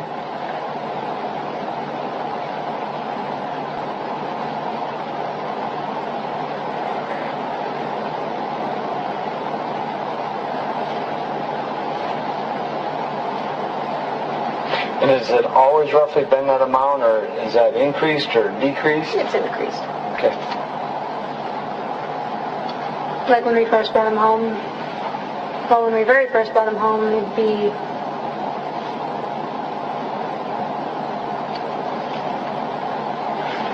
we'd fill a 4-ounce bottle, and then we try to burp him between every ounce, because he was having the problems.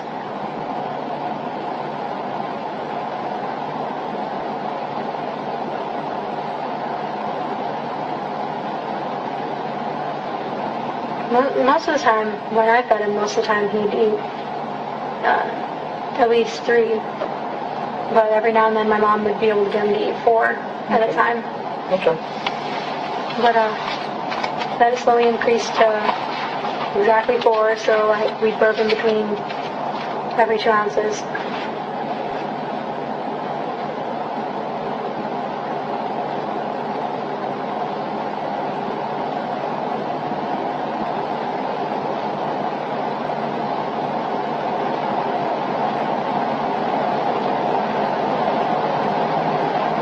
So you would say roughly now it's 4 feedings a day of 8 ounces at a time. Well, yeah, but after 4 ounces, because we only had these 4-ounce liner things, we got different bottles. They actually worked way better than the other ones. But he'd eat the 4 ounces, and then I'd have to go fill up the bottle again. So I'd burp in between every 4 ounces. Yeah. Okay.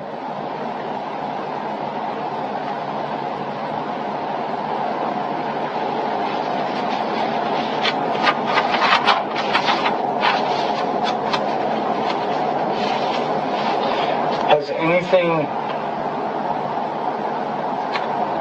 changed, or have you noticed any differences in how Sterling had been acting recently?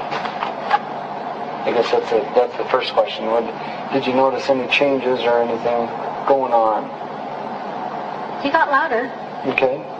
What do you mean by that? Which I thought was a good thing, because when we first brought him home, like even at the hospital, they'd comment on how quiet he was. Like he was a really quiet crier. And it was weird. But like he was slowly getting louder. Okay.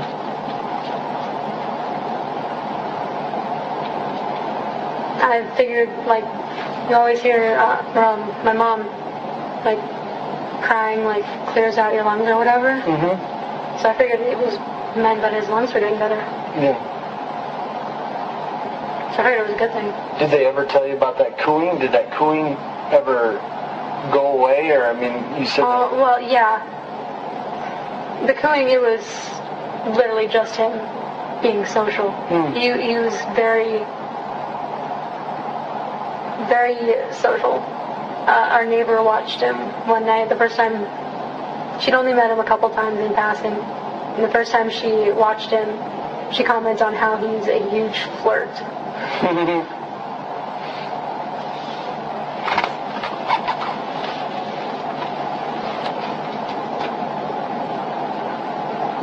When was the last time that anybody else has watched Sterling besides you or Zach?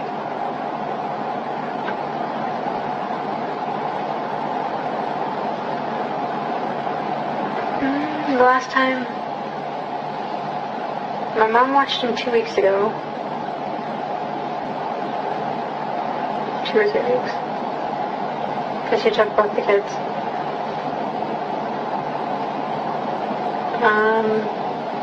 But I think our neighbor, maybe it was before that, but I think our neighbor watched them for a night so I could ride with Zach.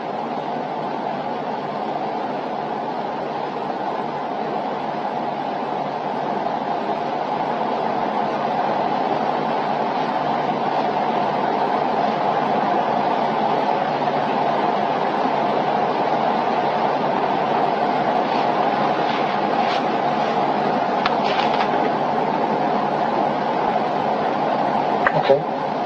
Do you know the neighbor's name? Jennifer. I don't know last name. Where does she live?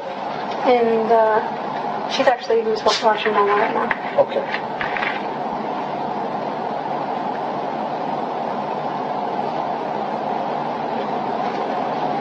But I think she's moving. At least that's what she was saying. Okay. Is she a young gal, or? Apparently she's 40. At least that's what she says. See me, you'd say that's old, and I would say that's young. So. Well, she doesn't look 40. Oh, okay.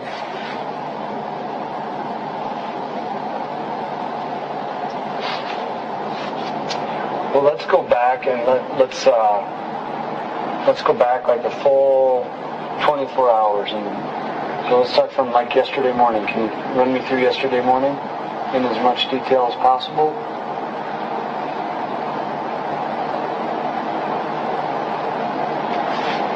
Okay.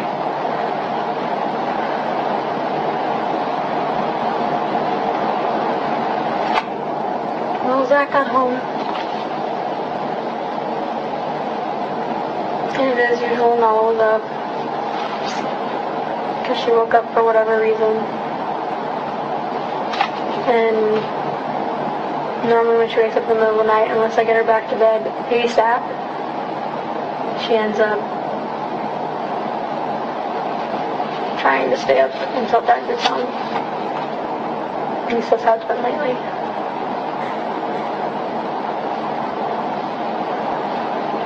And is that what happened yesterday?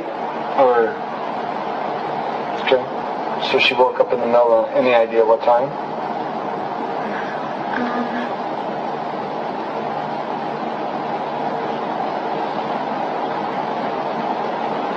Around the time my checked on Sterling last.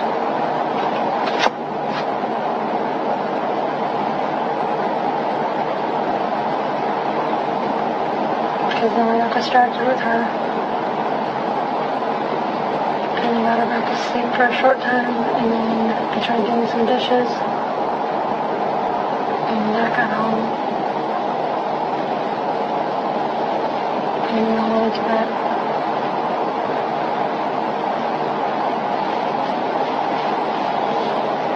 And Noah woke me up around noon and made her food. Okay.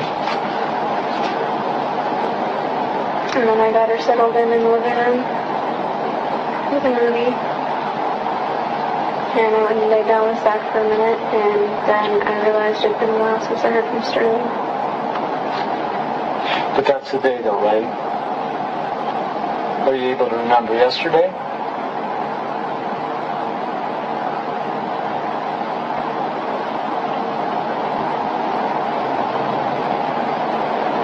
He got home.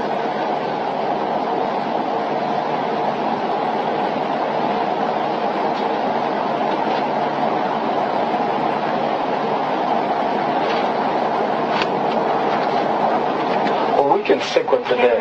Yeah, so we can stick with the day. So Zach gets home, then we're talking about today now. So about what time do you think he gets home today?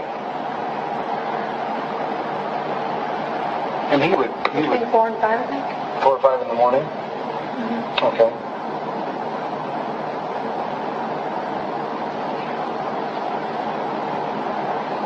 And you said Nala was already up and had stayed up last night? She'd gotten up at some point, and she was fighting going back to sleep, and finally I laid down with her for a minute, and I got her back to sleep for, I think she fell asleep for a half hour, and I cleaned up the kitchen some and got some dishes done, and then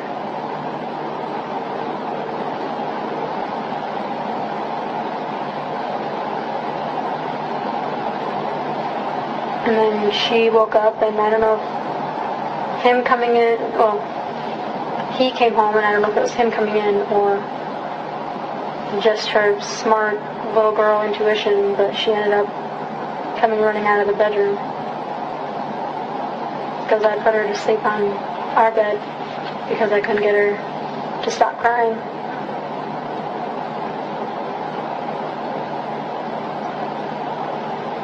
And then he made us all grilled cheese. And we all went and lay down and slept. Okay.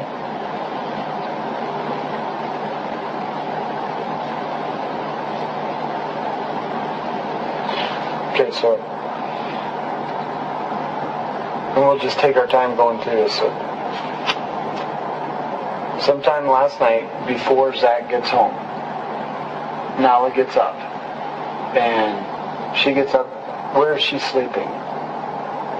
She fell asleep on the couch, well, the futon in the living room, Okay. watching a movie.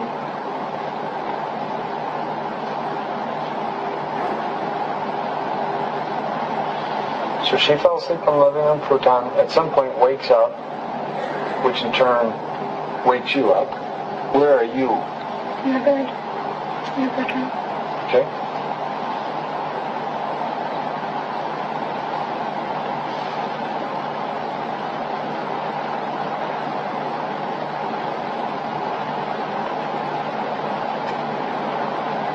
Okay. So you're in the bedroom. Do you hear Nala up and around, and that wakes you up? Oh no, she came in. I always leave the door cracked with the light in the closet on with one of the doors open so that way she can see. Okay. So Nala comes in, wakes you up. And so you take her in,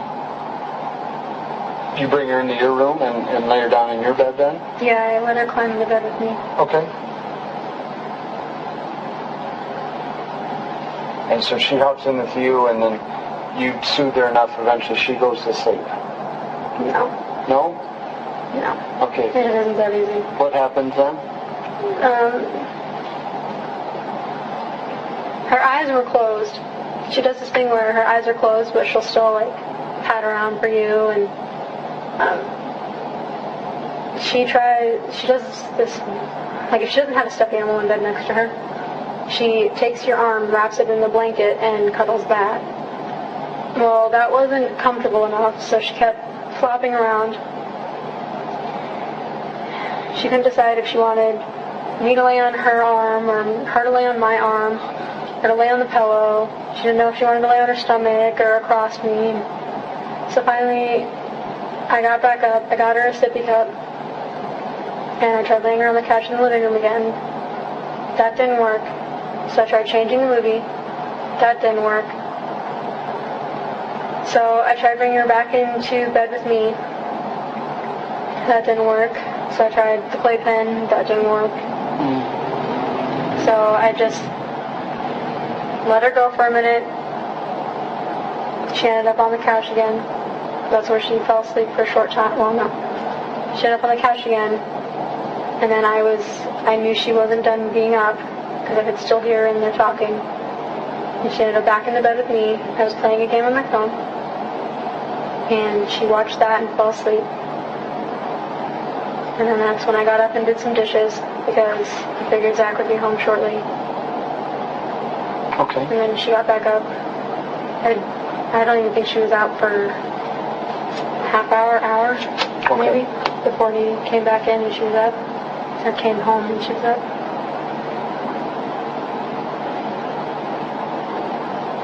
Kind of a night owl then, isn't she? Or an all day, all night owl. Well, no, because then she slept till noon. Yeah.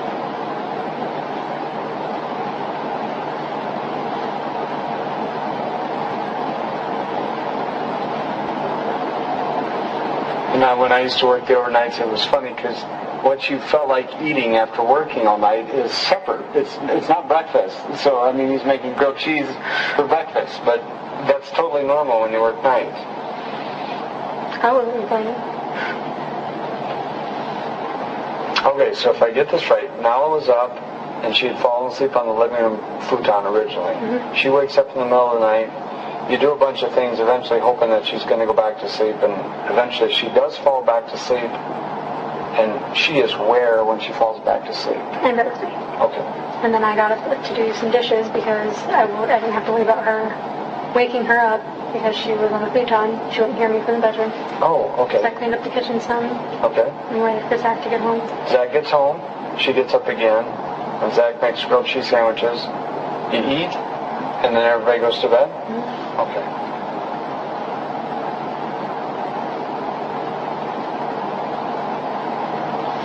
Then what happens? What do you remember next? She wakes me up around noon.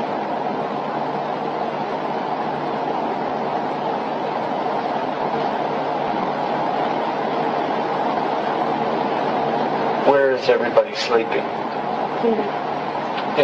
She was actually in the playpen right next to the bed. Okay.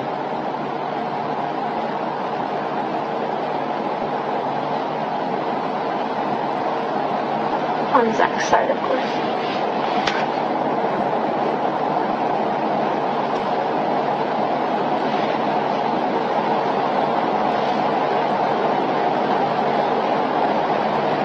And Sterling was in a different bedroom? Okay.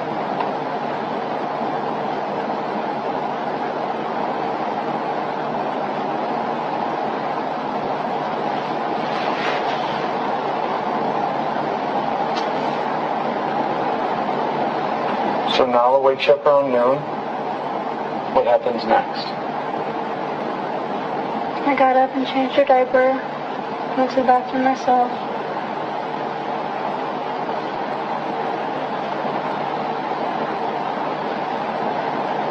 Fed her. And then I got her set up in the living room to watch a movie for a little bit. What did you feed her? Do you remember?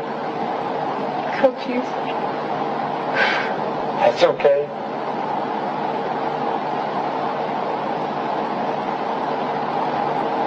And vanilla wafers. Okay. Because I figured then it'd be a mix of breakfast and lunch. Bad. Did you get her set up in the living room? And then I went and laid down with Zach for a little bit. And started thinking,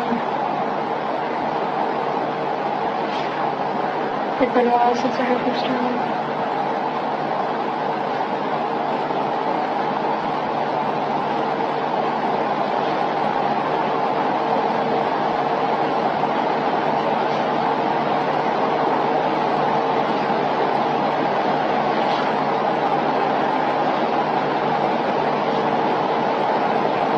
Okay.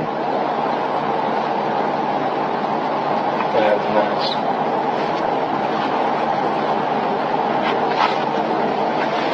I got up and found him. Okay. And then went and woke up Zach.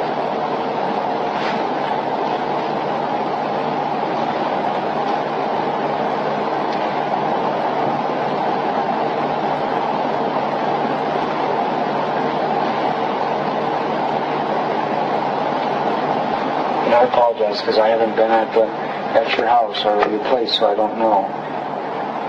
Where was Sterling? In the next bedroom in the swing. Okay.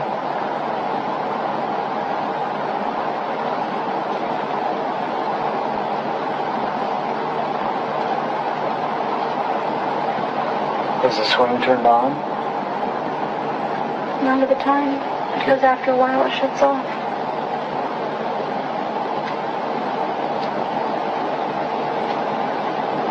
Normally I have it playing or moving on a slow motion with a little mobile and it plays music too. Okay. So Sterling was in the swing, but the swing wasn't moving at that point. Okay.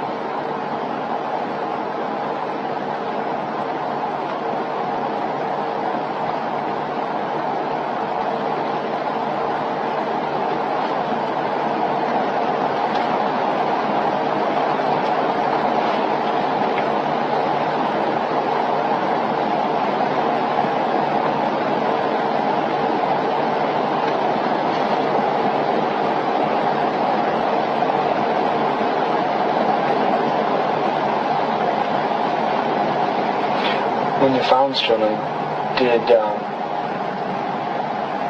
you take him out of the swing, or is he still in the swing? He was still in the swing. Okay. And when you get Zach, then what happens after you get Zach?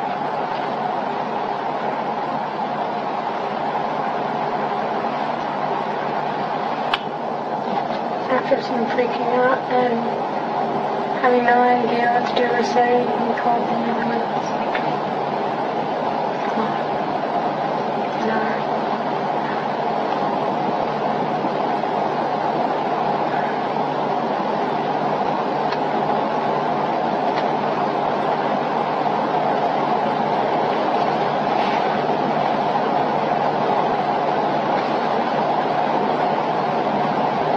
And I know you had people in and out of your house. Who calls the ambulance? Okay.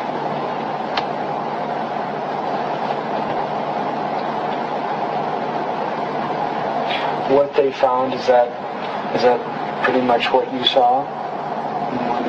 Okay.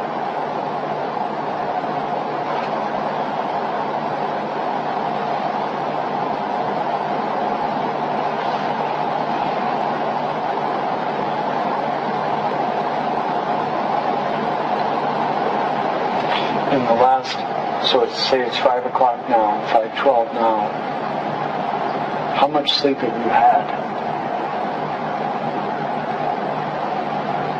in the last 24 hours? I woke up at noon after that. Before Noah woke up last night, he'd been asleep for like a half hour, maybe an hour, and then she woke me up. And I stayed up till Zach got home. Because it wasn't long before that I got Noah to sleep. Yeah. And then we both went to sleep, and she woke me up at noon. What time do you guys think, after the grilled cheese breakfast, about what time did you go to bed then? 5-ish maybe. Okay. So 5 to 7, or 5 I should say, until about noon, should be about 7, and then maybe another half hour. Okay.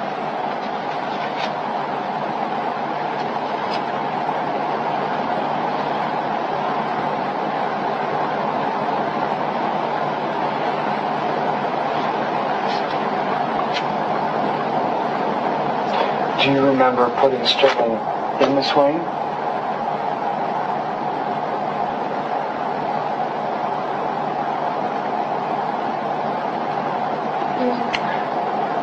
Well, Sterling, we found Sterling in the swing. Do you remember putting him in there when that happened? Do you remember? Tell me about that.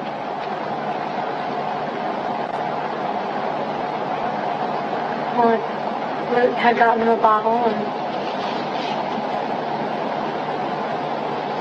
changed him, and Noah was up, and I could hear her pounding on the door.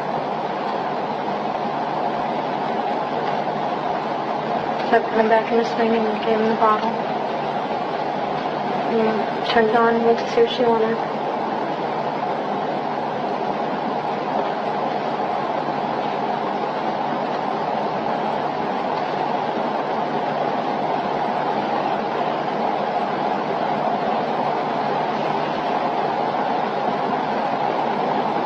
So is that part of the separation, keeping those two separated? Is that he's in his own bedroom, Sterling's in his bedroom, and Plus, Noah has really bad, Zach gets hot really easy, and so does Noah. So we have the AC on a lot, but Sterling, he's small, so he gets colder easy. Sure. And so every room has its own little dial thing Okay. for the heater. Okay. So it's easier to keep him warm. Does he stay pretty much in that bedroom then? Is that kind of his area? That bedroom that Sterling is in? Kinda. Okay.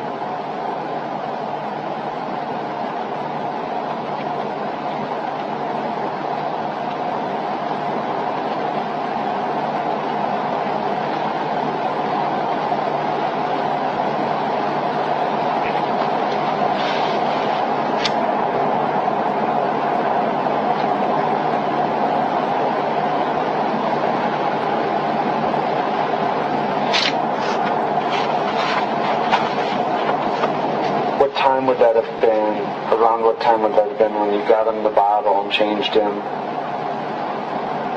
and then now started knocking on the door?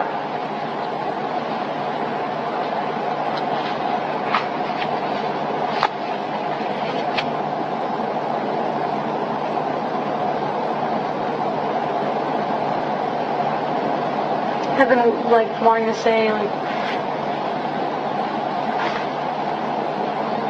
when it was starting to get dark. But when you asked me about yesterday,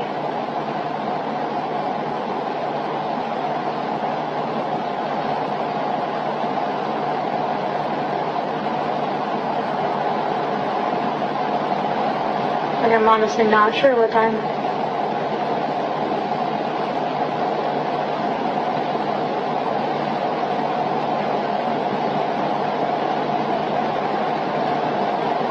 After everything that's fucking happened, and all I can think about is that.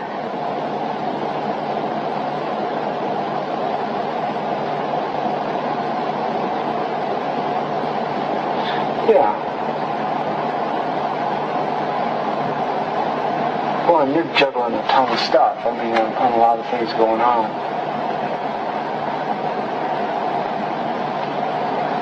Was it before Zach went to work? I think.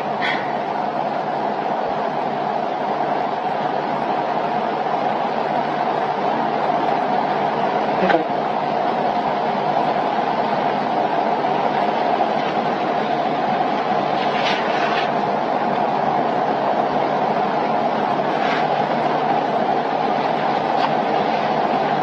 And when you're in with Sterling, then Nala gets jealous. She wants in, and so that's why she knocks on the door to get your attention. And did you have to put Sterling into the swing, or was he already in the swing? He was already in it. Okay.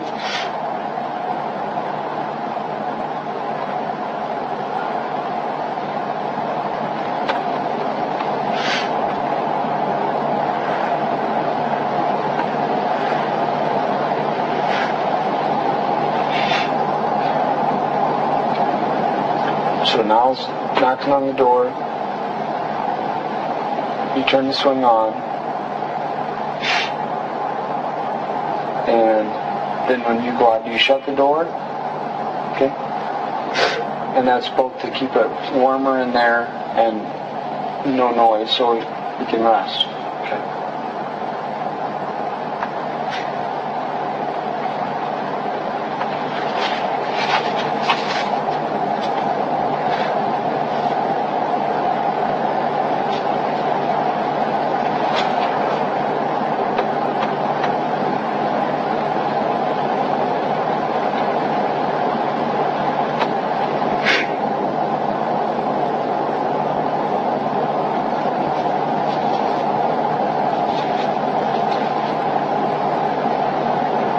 When was Zach's last contact with Sterling?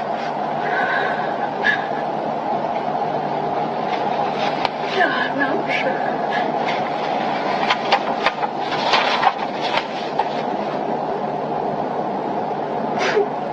He was normally sleeping when Zach was home. Or awake at night.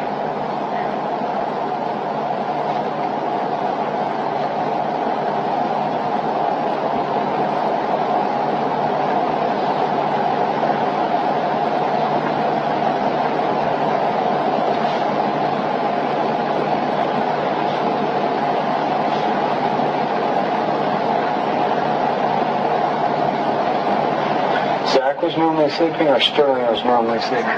Okay.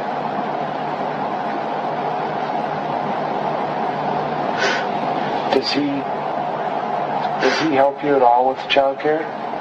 Zach? No, I know.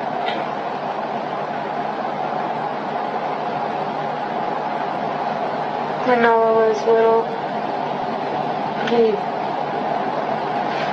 he'd watch her every now and then, but he doesn't have the stomach for diaper changing.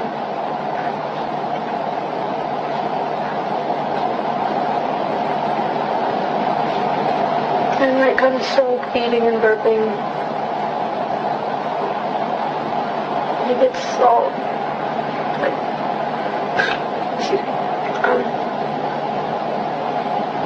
like worried he's doing it wrong. Okay.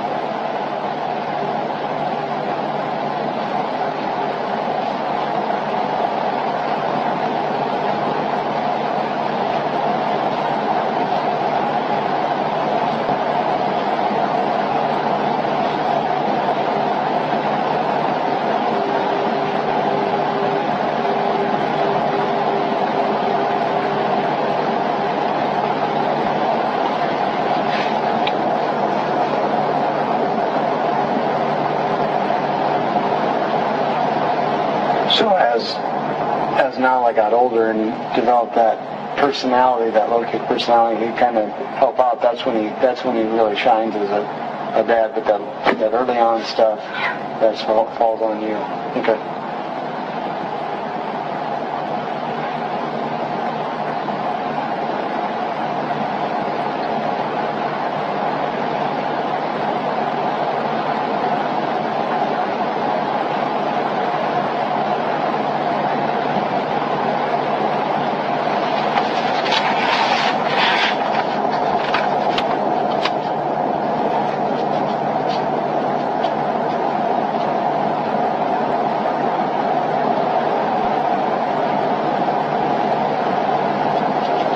So Sterling had gotten louder. He's starting to get his voice in his lungs. Pretty good sleeper. Eater and everything else. I mean, any concerns that you had with Sterling? Things to tell the doctor or anything that you want to... Okay.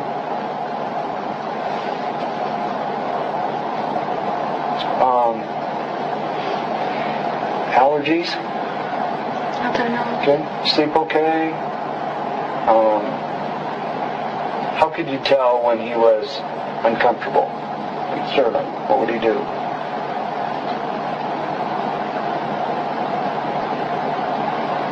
Pause, I guess. Okay. That's pretty much all we could do. Would you describe Sterling as how would you describe Sterling then as a baby? You know, there are some babies that are fussy, some that are high maintenance, low maintenance, content. He was pretty low maintenance, so was Noah. Okay.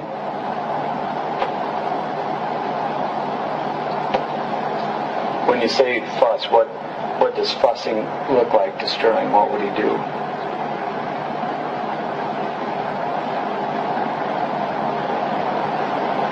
He'd wriggle. Okay. And like it wouldn't be his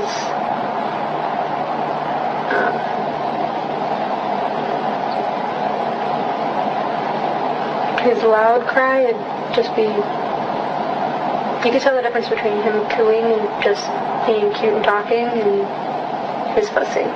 Okay.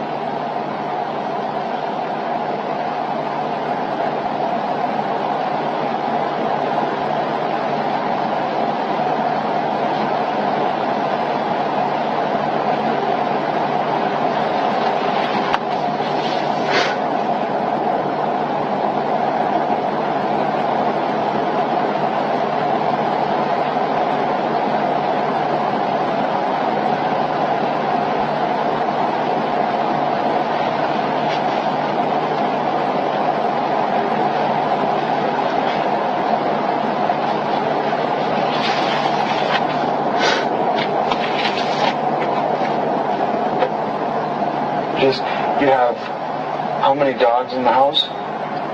One? None? No dogs in the house? No, we have his stuff, but he's staying with one of Zach's friends. Okay. Because it's not pet friendly. Okay. When the lease is up at the end of the year, we're planning on trying to get a place that is.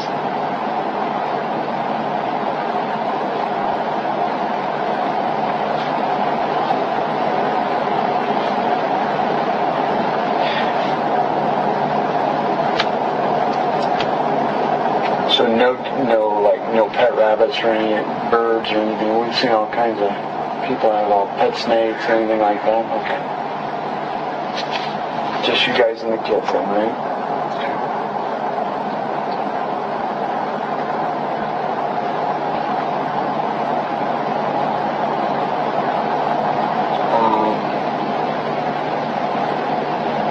How has Sterling's appetite been the last day, couple days? Regular feedings? Okay.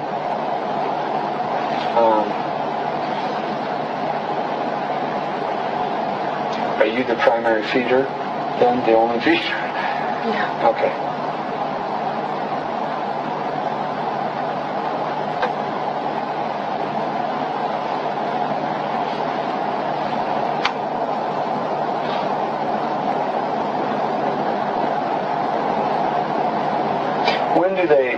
When do kids start on like the rice cereal and stuff like that? How old do they have to be before that happens? I'm not for sure. I didn't start Nala until like she was close to a year, I think. Okay. That's when I started. Yeah, my son's older. I don't remember those days. I mean, they go by so fast, and then you're in the new phases and stages of life.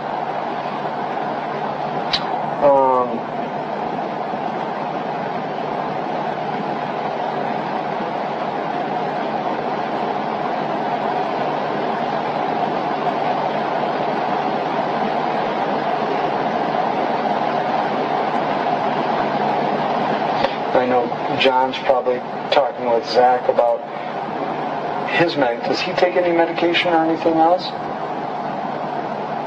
Okay. You guys are relatively healthy then, and all right. Oh, he's got some joint problems, but I'm pretty sure that's just from truck driving. Well, we want to rule out, I've had toddlers before find something and ingest it and take it in, and so I want to rule out that. So no illegal drugs in the house or no medication that you know of that Sterling could have gotten into or found or ingested. Okay.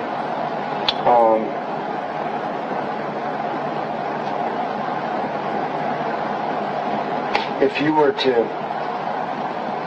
predict what the doctors will find, what do you think they will find when they check Sterling? I don't know. I keep saying something about sudden death syndrome. Okay. I guess one of his friends had a kid that had that.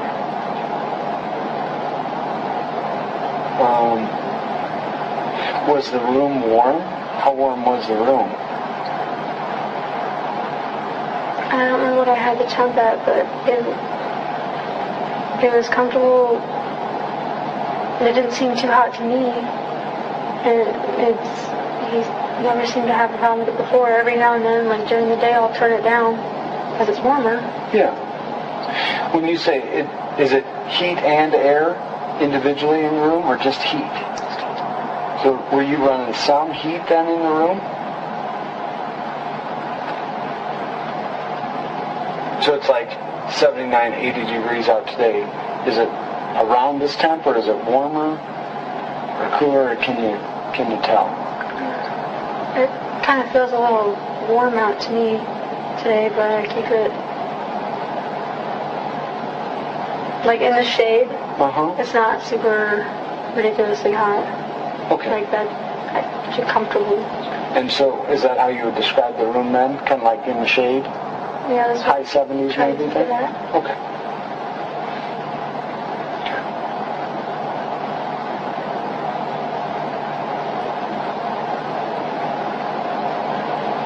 Anything that I should have asked you that I didn't?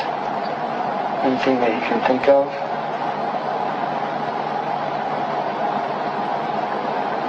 Or any questions that you have for me that I can answer for you?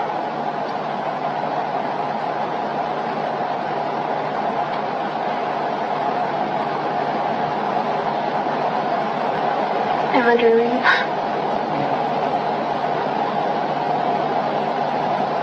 Some of the hardest things that I have to do is talk with people that have suffered losses like this, and so I wish it was.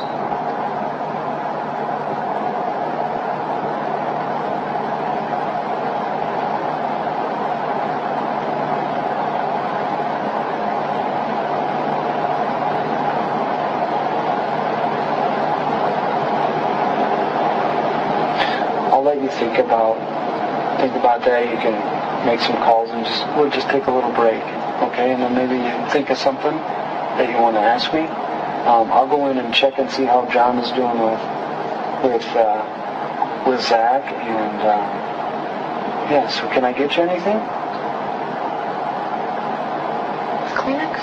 Yeah, absolutely. I'll go round some of that up, and let's.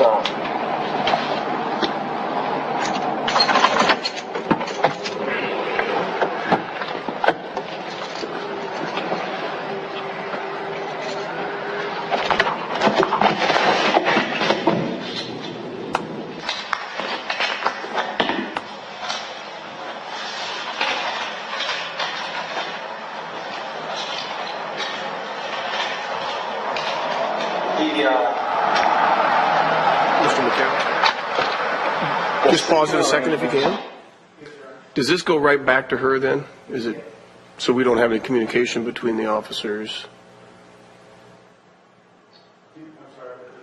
he just stated that he's going to go talk to John, who I'm assuming is Agent Turbot, correct? Yeah. Is that going to be on the audio? No, it was great. Okay, so they shut it off and then come back in? Yes, sir. Okay, that's all I want to make sure. Yes, sir. Are you ready, sir? I am. I'm sorry for the interruption. Or Sterling, where did he say?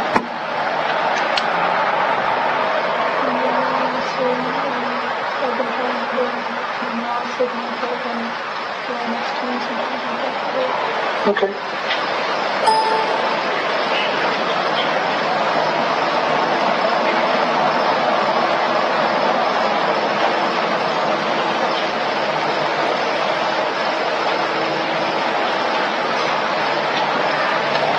Anytime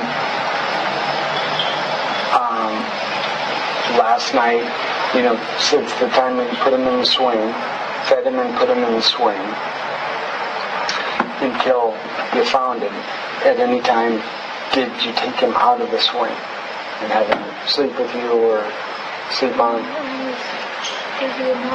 Okay.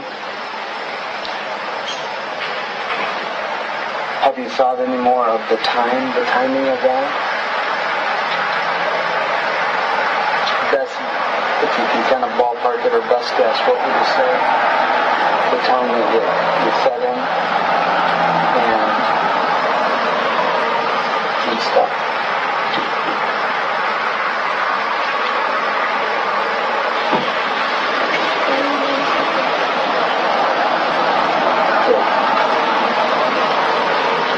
Yeah, and I just wanted to know if you've thought any more about it, or if you've been able to narrow that down, or anything like that. I'm not trying to push it.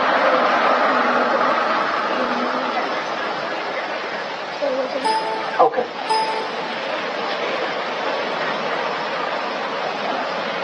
Just tell me again, just so that I make sure that I have it right. When's your best estimate of?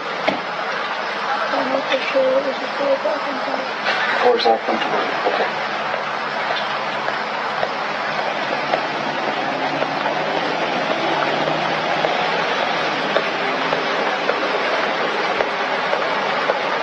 And it was change Spencer and feed him.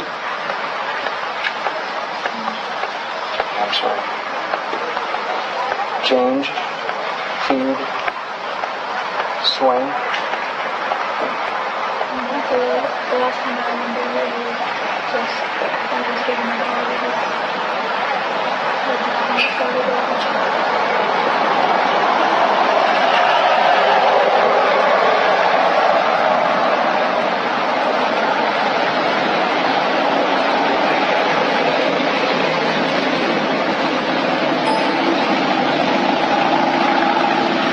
Yesterday afternoon or evening went before Zach went to work until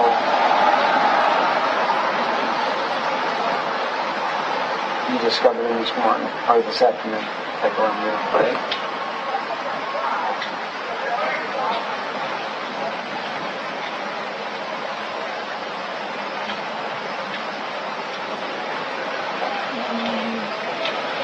Wake me up and just crying.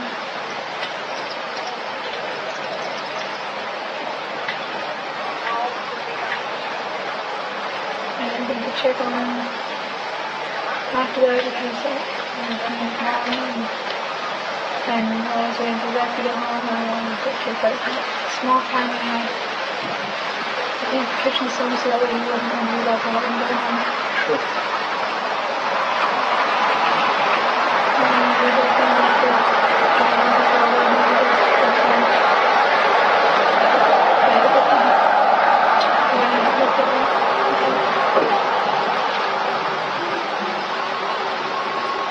How would you hear him crying, or is that how he hurt you?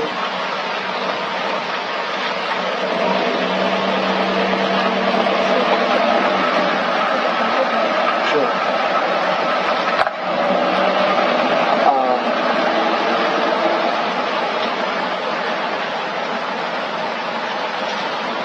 After the grilled cheese in the morning, went in and laid down, did you hear him crying in the morning at all?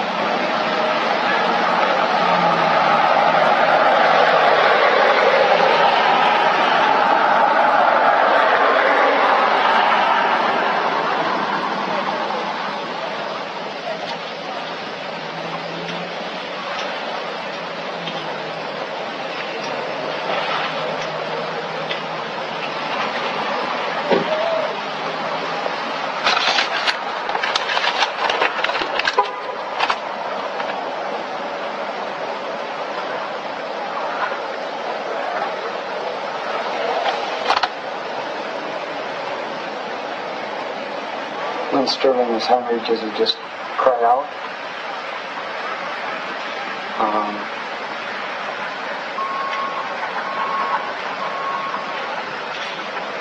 Did anybody visit you guys in the last 2 days? Have you had any visitors to the house?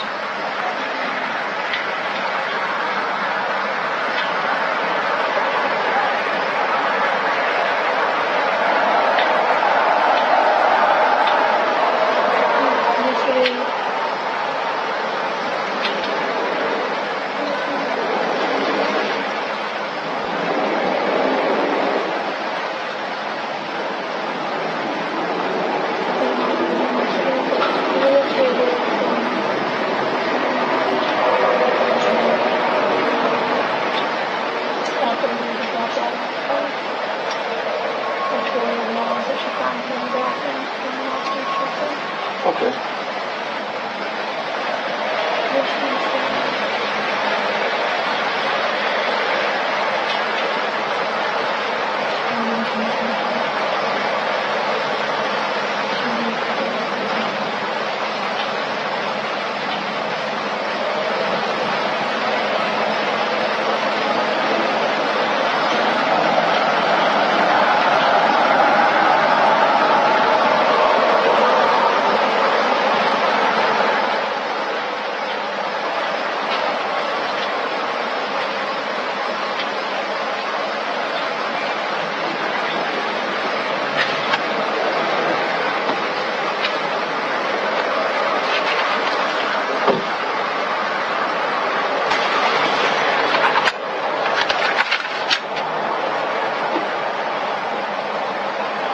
And please don't take offense to this, but I always have to ask, we have both you and Zach separated.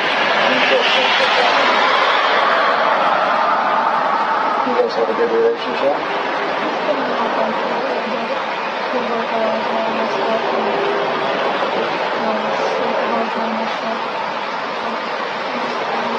Has he ever been abusive to you? When you guys fight, how do you fight?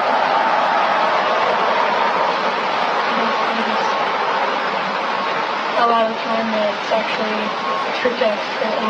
Okay. It's not screaming or hitting or anything like that. Any disciplining of the kids? Yes, no. What do you guys use, or who does the disciplining? Most of the time it's me, because she always gives me a certain look and she's working to herself later. But if she's doing something and she doesn't see me, all I have to do is say leave. She instantly stops, but when it's just me, when she just needs me. And I don't like discipline really, because I feel bad afterwards. Yeah. But it gets to the point where nothing else will literally work. Sometimes she has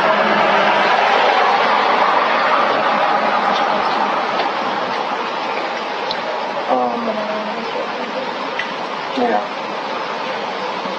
And then how about Sterling? He's not really old enough to know anything from the mom.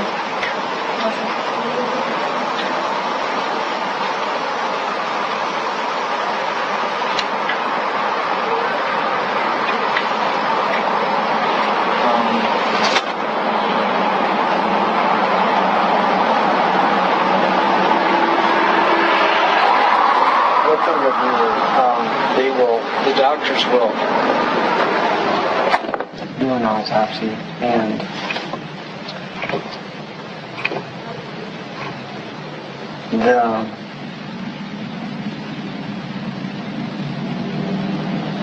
that will provide answers. That will, I don't know that it makes it any easier to handle or anything else, but it will give you answers to what happened, what caused it, and things like that.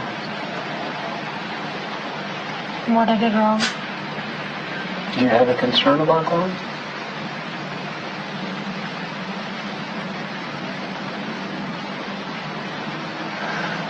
Zach said that it's not my fault that his friend was the same way for a while, but I don't know, I can't help but feel that I could have done something differently, or that I should have checked on him more. Is it unusual to go that long without checking? But I was so caught up in dealing with it all, and he always lets me know when he needs something, so I didn't think anything of it. Sure.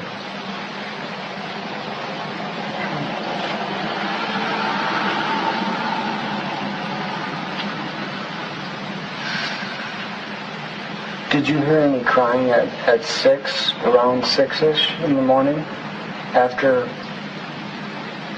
breakfast? I don't think so. Okay. I'm going to kind of walk you through the day. I mean, is there any chance that you went in there this morning after breakfast?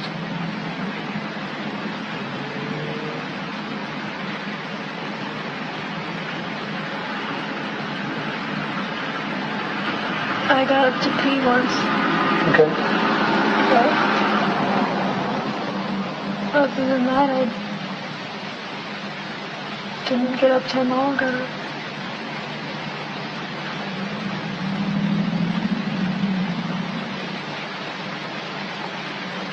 Is the bathroom by the bedroom? Okay.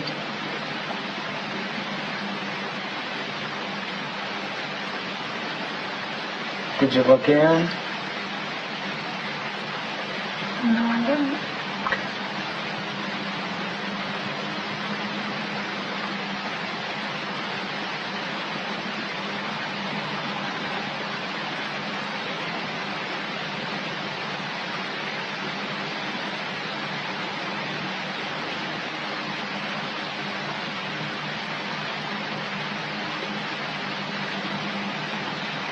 Anything else that you can think of?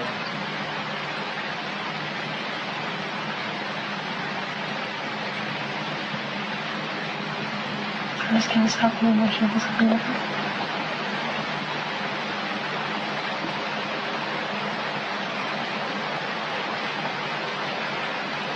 Maybe it still would happen, but maybe you wouldn't have. Yeah.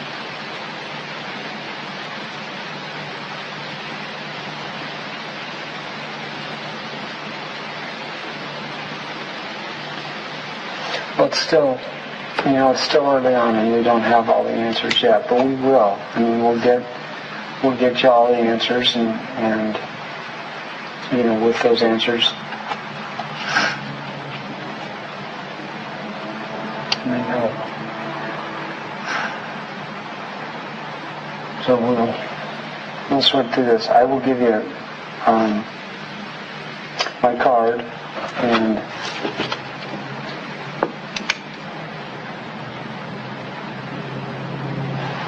just call my cell phone. So a lot of this stuff will seem very, very intrusive, okay? I mean, we're going to be looking at your house, and we're going to be taking things from the guys, and all things that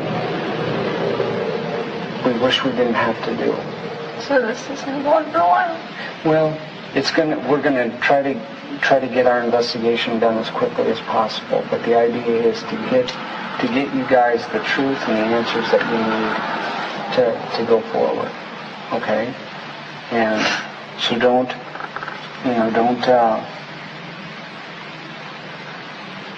don't hesitate if you have questions to give me a call, or if you have concerns or you think of something or what, just reach out and let me know. Okay? And Zach will have John's number, and you can reach out. Yeah, you can reach out to us in any way. And that's what we hoped, is to be able to come back to you guys. We can meet again, and we can talk about the answers and the truth. Okay? So there's my card, and we'll get started on some of this. Do you have any questions before we get going? Is everything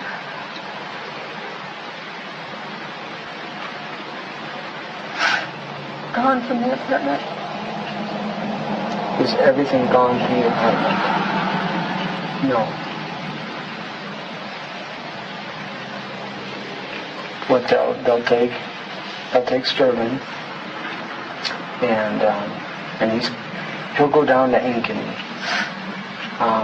and that's where the state medical examiner's office, and they are really some of the finest pathologists in the nation, and they'll take a look at Sterling, and they'll do what they need to do to determine some things. So, there's comfort with that they'll be able to come up with reasons and explanations for what's happened. Anything that's taken from the house or from you guys, we'll give you a list of it. But I don't anticipate it being, a tremendous amount of things. And so if there's concerns, we can talk about those once you see. I'm not concerned. Zach was just.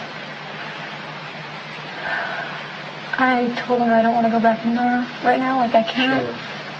But he had. He wants to do Mennonite burial stuff. Oh, okay. And his uncle, I think, is who it is. Or his cousin or something. I guess he was having a meet us at the apartment. So I didn't know if everything was still going on there or not. Yeah, and what we can do is we can have him meet you somewhere else, or whatever. We'll figure that out. I was gonna have somebody go in and get some of our stuff, and so I was gonna see if his boss would get us out. Okay. All right.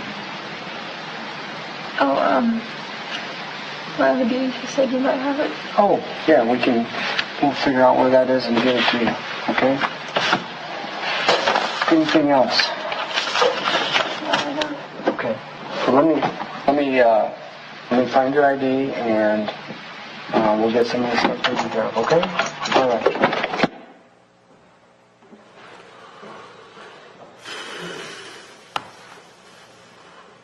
Okay. Why don't we take a mid-morning recess, give the jurors a bit of a break, then we'll have Agent Calloway return to the stand. Do you have additional questions for him? Okay. Ladies and gentlemen, we'll take about a 10-15 minute recess, let's say 10 till 11, just to give you guys a break. Continue to heed the admonition. The transcripts, hand those to Mary Lee on your way by. Thank you.